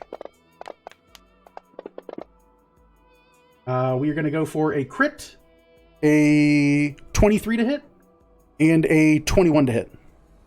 All 22 connect. to hit, sorry, 22. All connect. On the crit, Mm-hmm. going to be for 16, 30 points of damage straight up. Down. Down. 2 hits will be 2 death saving throw failures since we rolled them all at the same time. Since I'm not going to re-roll to be like these are crits now, because I think that's cheaty. Celeste.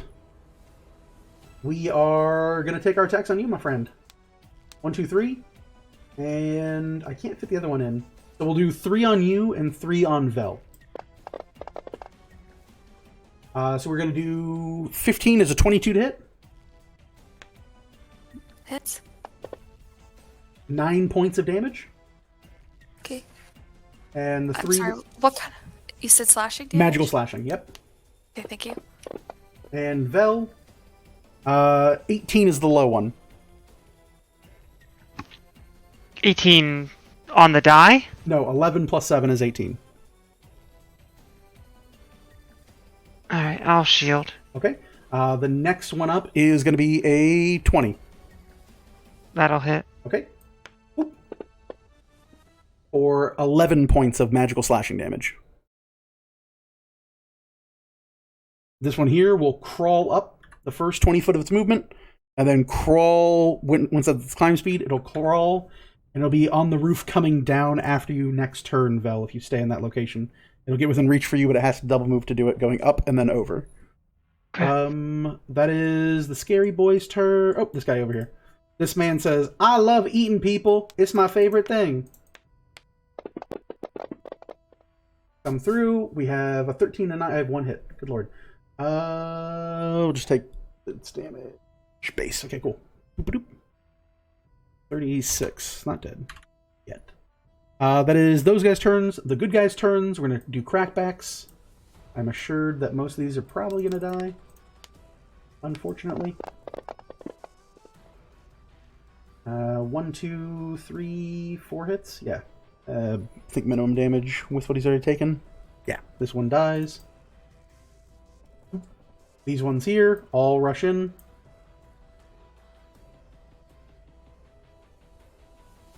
That one will shoot. Here. Moving up. 1, 2, 3, 4, 5, 6, 7. 14 attacks. 5, 6, 7, 8, 9, 10, 11, 12, 13, 14. Many hits. 1. That's a miss. 1, 2, 3, 4. So, takes that much. You see it tear into the backs of its legs, its calves, its heels are all torn up and gouged in a sea of black ichor. That is the good guy's turn. Morgan, your go. Can I aim at the one straight ahead of me? The 6-armed creature or the big guy? The 6-armed creature. Go for it. Roll to hit.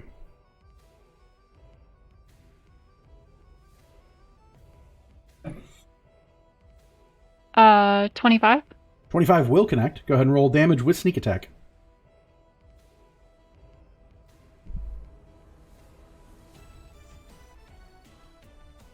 $22. 22 total? Yeah. All right. Let's see here. Takes it. You see it beaten, wounded, and bludgeoned, but still persists. Celeste, your turn.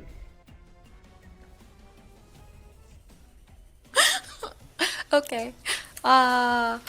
Okay. I guess I'm gonna swing on this guy. Sure. Right.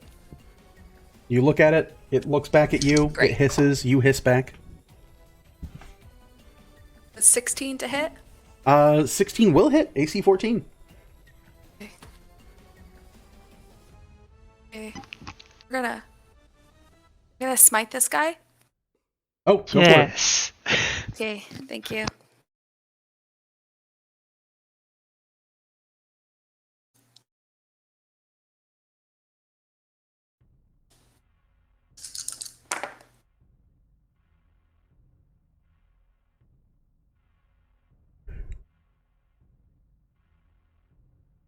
It's 28 damage. 28 points of damage.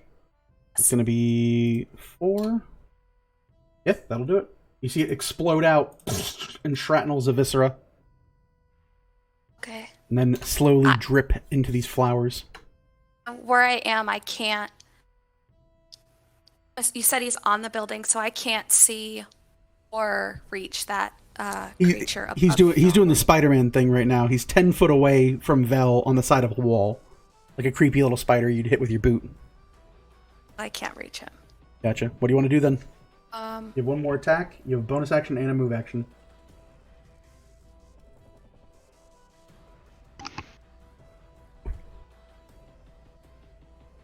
Get the other one. You can make it to the one in the other one, or you can go to Valve. I won't make it to that. I'm 5 feet short. I'm gonna try running to the one in front of Orville. Why are we whispering? Because they started whispering. Okay. 5, 10, Actually, 15, 20, confident on 25, My 30. decision. You make it to melee with it, flanking with Cobalt You Jones? do? Yeah, 30 foot. The spiders won't hear us if we whisper. That one. Okay. Allegedly. Allegedly. Straight roll, you have advantage.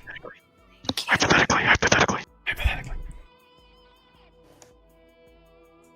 Oh, it's a 17 to hit. 17 will hit.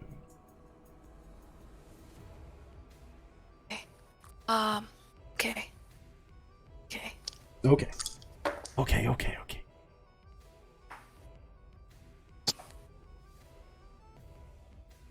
It's gonna be 16 damage. 16 damage? Oh. Yeah, 50. Oh, still alive. Whew. You see it tearing, boom, big heavy hit. It roars and twitches back at you, but persists, barely alive, it seems. Is that going to be your turn, Celeste? That's my turn. Okay.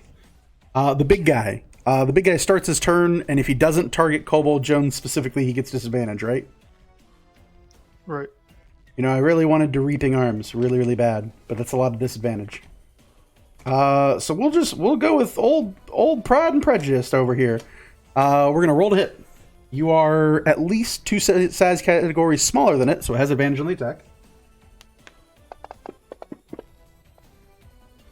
19 on die plus it's 12 is going to be a 31 to hit.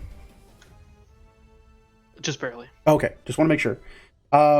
Before rolling damage, you need to make me an opposed strength check.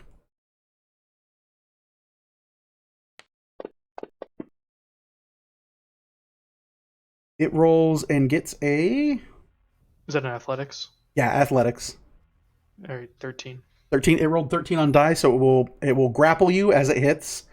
On hit, it does... Oh, shit.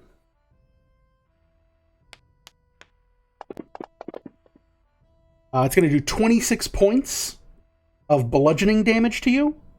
Shockingly non-magical, though. You are grappled, and it will use its second part of its multi-attack to attempt to consume you. I need you to make me a dexterity saving throw. If you fail, it will chew you before swallowing you. You don't want it to chew you.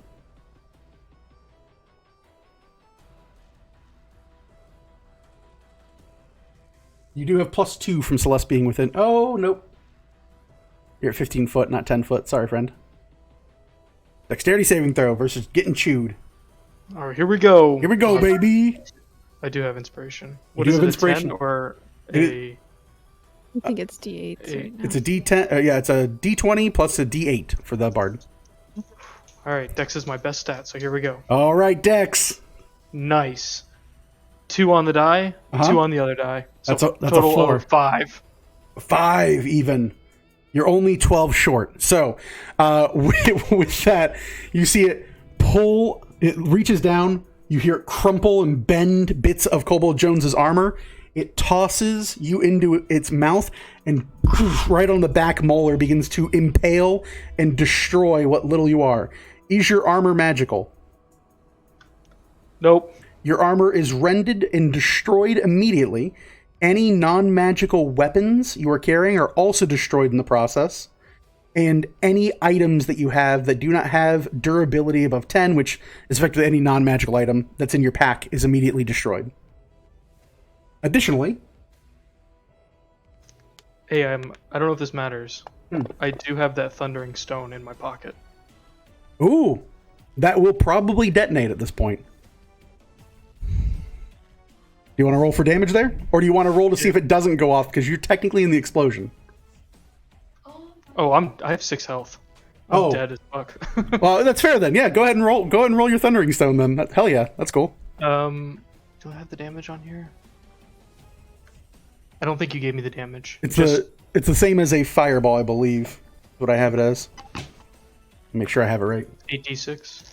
Should be, but lightning instead.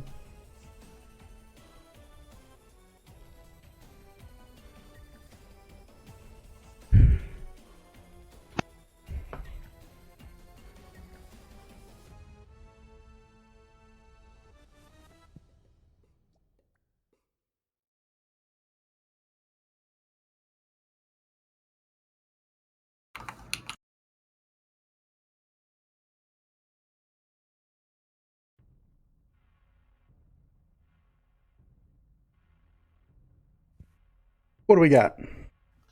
24. 24 points. So it brings down, bites into Kobold Jones. Kobold Jones, it detonates the Thundering Stone in your pocket, gifted to you from on high. You take 24 points of lightning damage as it tears through your body, electrocuting you. The crunch then hits, and you immediately fail a death saving throw as it hits for another 24 points of piercing damage on the bite and then swallow. You watch in horror, y'all, as the moment it bites down, you hear this sickening crunch of metal bending, twisting, and rending free. A explosion detonates on its teeth, a few of its molars flying out from the front of its mouth, and it swallows Kobold Jones. Doesn't seem good for the small kobold. You said 26 total, right? 24. 24. Okay. Takes it. You see it, part of its mouth now gored and blood pouring down the side of its face. This black ichor seems to, again, follow it wherever it goes. That is going to be its turn with its multi-attack. Vel, your turn. Cobble Jones. Where'd you go? I miss you so. Feels like forever since you've been gone. Does that big thing have eyes? It has one eye. And the other one is just a mound of flesh.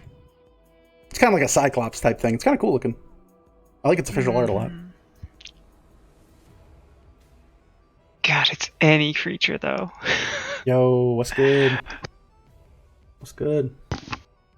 Okay. I'm going to... 10, 15, 20... 30. I'm going to move down 30 feet. I'll be directly in the middle. Are you going to take the away free strike? from... Yeah. Okay. Oh, one strike. Boop. Gonna be a 10 to hit. We'll miss. That will miss. And you're gonna move 30 feet down? Yeah, and I'll be... 10, 15, 20, 25, 30 with Celeste? And then one over. The Where? diagonal on the last move. Towards Morgan. Oh, so here. Yeah. Okay, gotcha. Then I'll magic missile. I'm gonna send 2 at both of the spiders. Okay, go right ahead. Upcasting it to 4. Yeah. So for the one in front of Celeste, Mm-hmm. we'll take 5. We'll take 9, Okay. and the one on the wall will take 7. One on the wall hisses and lashes out violently, but still persists. The other one, 2 big hits, explodes in a black mire of ooze.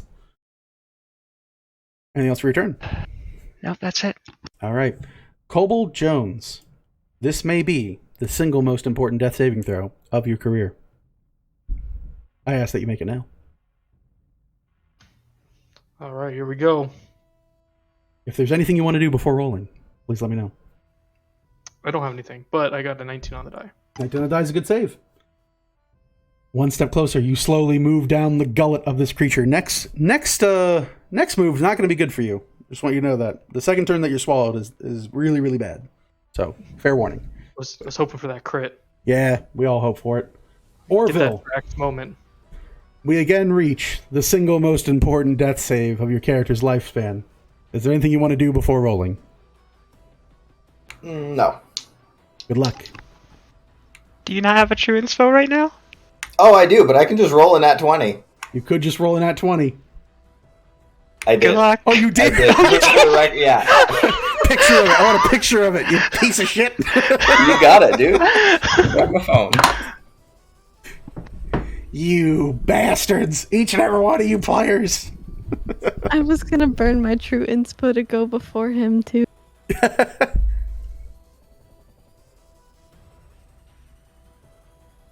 You punk ass.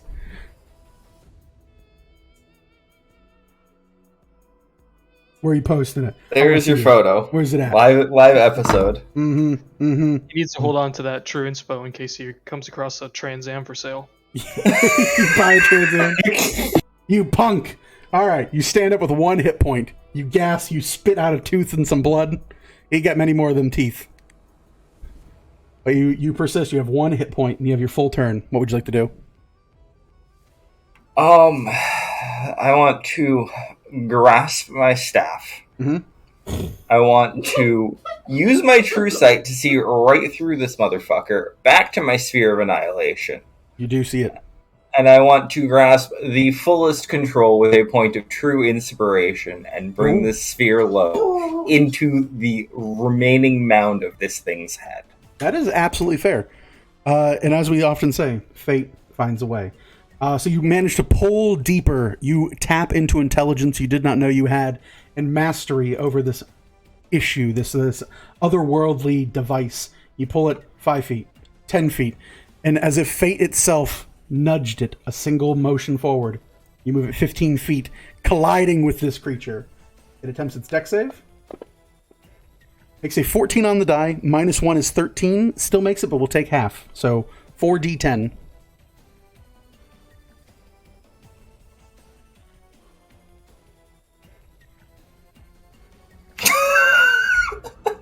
It's 34 points. It's Jesus. 3 9s and a 7. Yeah. So 34 points brings it to 273 damage, and it has 272 hit points. So you bring this thing forward, you retch it forward, you angle the staff that you are currently using, and you see a fiery tether fire from it, Sora from Kingdom Hearts style. It tears through this creature, just part of the jowl, ripping through it and howling as fiery energy immediately connects with this sphere of annihilation, this burning sun in the sky. You retch it forward and pull back, almost like a fisher pulling back a hefty catch. It rolls 5 foot, 10 foot, 15 foot. The creature looms over you, preparing to strike down and consume you whole like your friend Kobold Jones, before it collides, poof, detonating in the back of its head and exploding outward in a beautiful myriad of fiery energy. The explosion is large, grandiose, and purging in its essence as black ichor rains over the plaza. The bright sunlit light purifies it, and as it lands like mulch across the area, it instead fills the area with beautiful wildflowers. The creature is defeated, and you see in a pulling sludge, an ichor, Kobold Jones lands among a bed of beautiful, recently bloomed flowers, soft and well cared for, among the bones and wreckage of several other creatures. The big monster is very much dead. Orville, I think that is a hell of a turn. I do believe so. JJ, there is but one left. What will you do? She'll hop on. I'm sorry, I can't upstage Orville. She'll hop on through the fucking alleyway. Is there like a window that she can see the one in the house? Oh, he's not in the house, he's on the side of a wall. Okay, You can go great. like 5, 10, 15, and 20 and get to there and see him. Pew pew. Great. We're gonna pew pew. Pew, Because that's pew. all we got.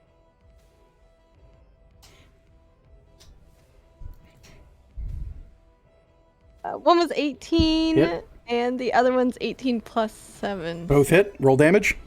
Great.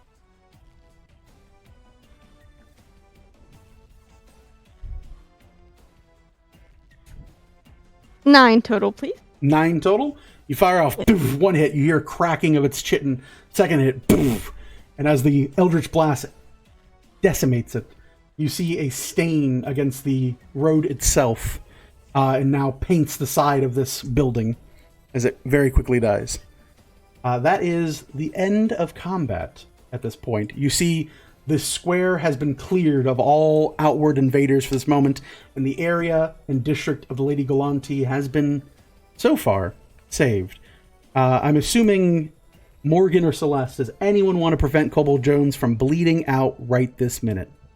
No, I think Yes. we're all in agreement. We're gonna let him go. We're gonna let him go. It was good. It's been real. Jonesy was my dog, Dad. Just It was, I'm yep, not a Celeste, visitor. take him out back. Celeste gets her shotgun out. Oh, if anybody's Play gonna it. kill Jones, it's gonna be me. I'll go and Hey guys, I think I'm starting to feel better. No, he's dead. He's dead. Just throw him on the cart. Don't worry, man. We'll make sure you're playing in a nice field of corn. What are you healing him with, Celeste? I will do, just because I am paranoid, me as a person, I'm gonna do 5 points for cure disease, 5 points neutralize poison, Okay. and then the last 10, I'm gonna go ahead and heal him. Okay, go right ahead. So, Jonesy, you gain 10 hit points back. You're cured of that one disease we talked about earlier. And thankfully, the corn has finally been stopped. Your poison condition. With that, as you guys kind of come to terms, the survivors slowly assemble and begin to make their path and presence known. They begin to walk through, and especially letting them know to burn the black ichor as it remains and lingers within the area.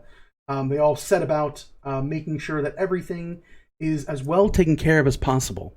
However, in doing so, Orville, as you stand there, your lance-like staff in hand, you watch as the ball of bright sunlit fire begins to glow and come closer and closer to you still.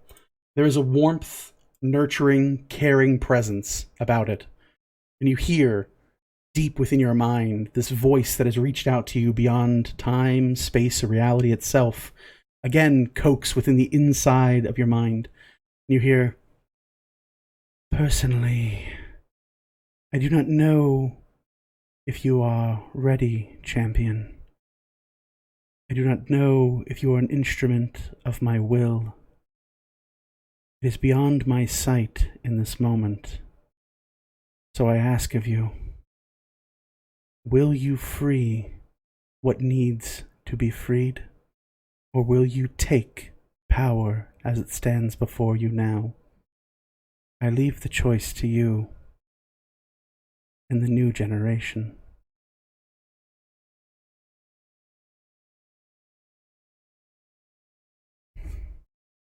What would you like to do, Orville? Oh, it's Orville that's getting the creepy voice. Mhm. Okay. Yeah, it's just menacingly in front of Cobalt Jones. Yeah, you see it. You see this like flaming sphere. This like, and it literally like in a way is a flaming sphere, but it's also size large, and it looks like a miniature sun. And yeah, Cobalt Jones, you're standing there. It's like blinding light. I just have my back to it. I'm like wiping myself down. I'm naked, completely naked. But yeah, armor destroyed, weapons Yeah. broken. It's bad. well, good thing is I You gave gave all away your all but weapons? one non-magical weapon, so I can get those back. There you But go. the best part is I'm not covered in shit anymore. That is true. You're cleansed. What do you want to do? So we are between claim power and set free what needs to be.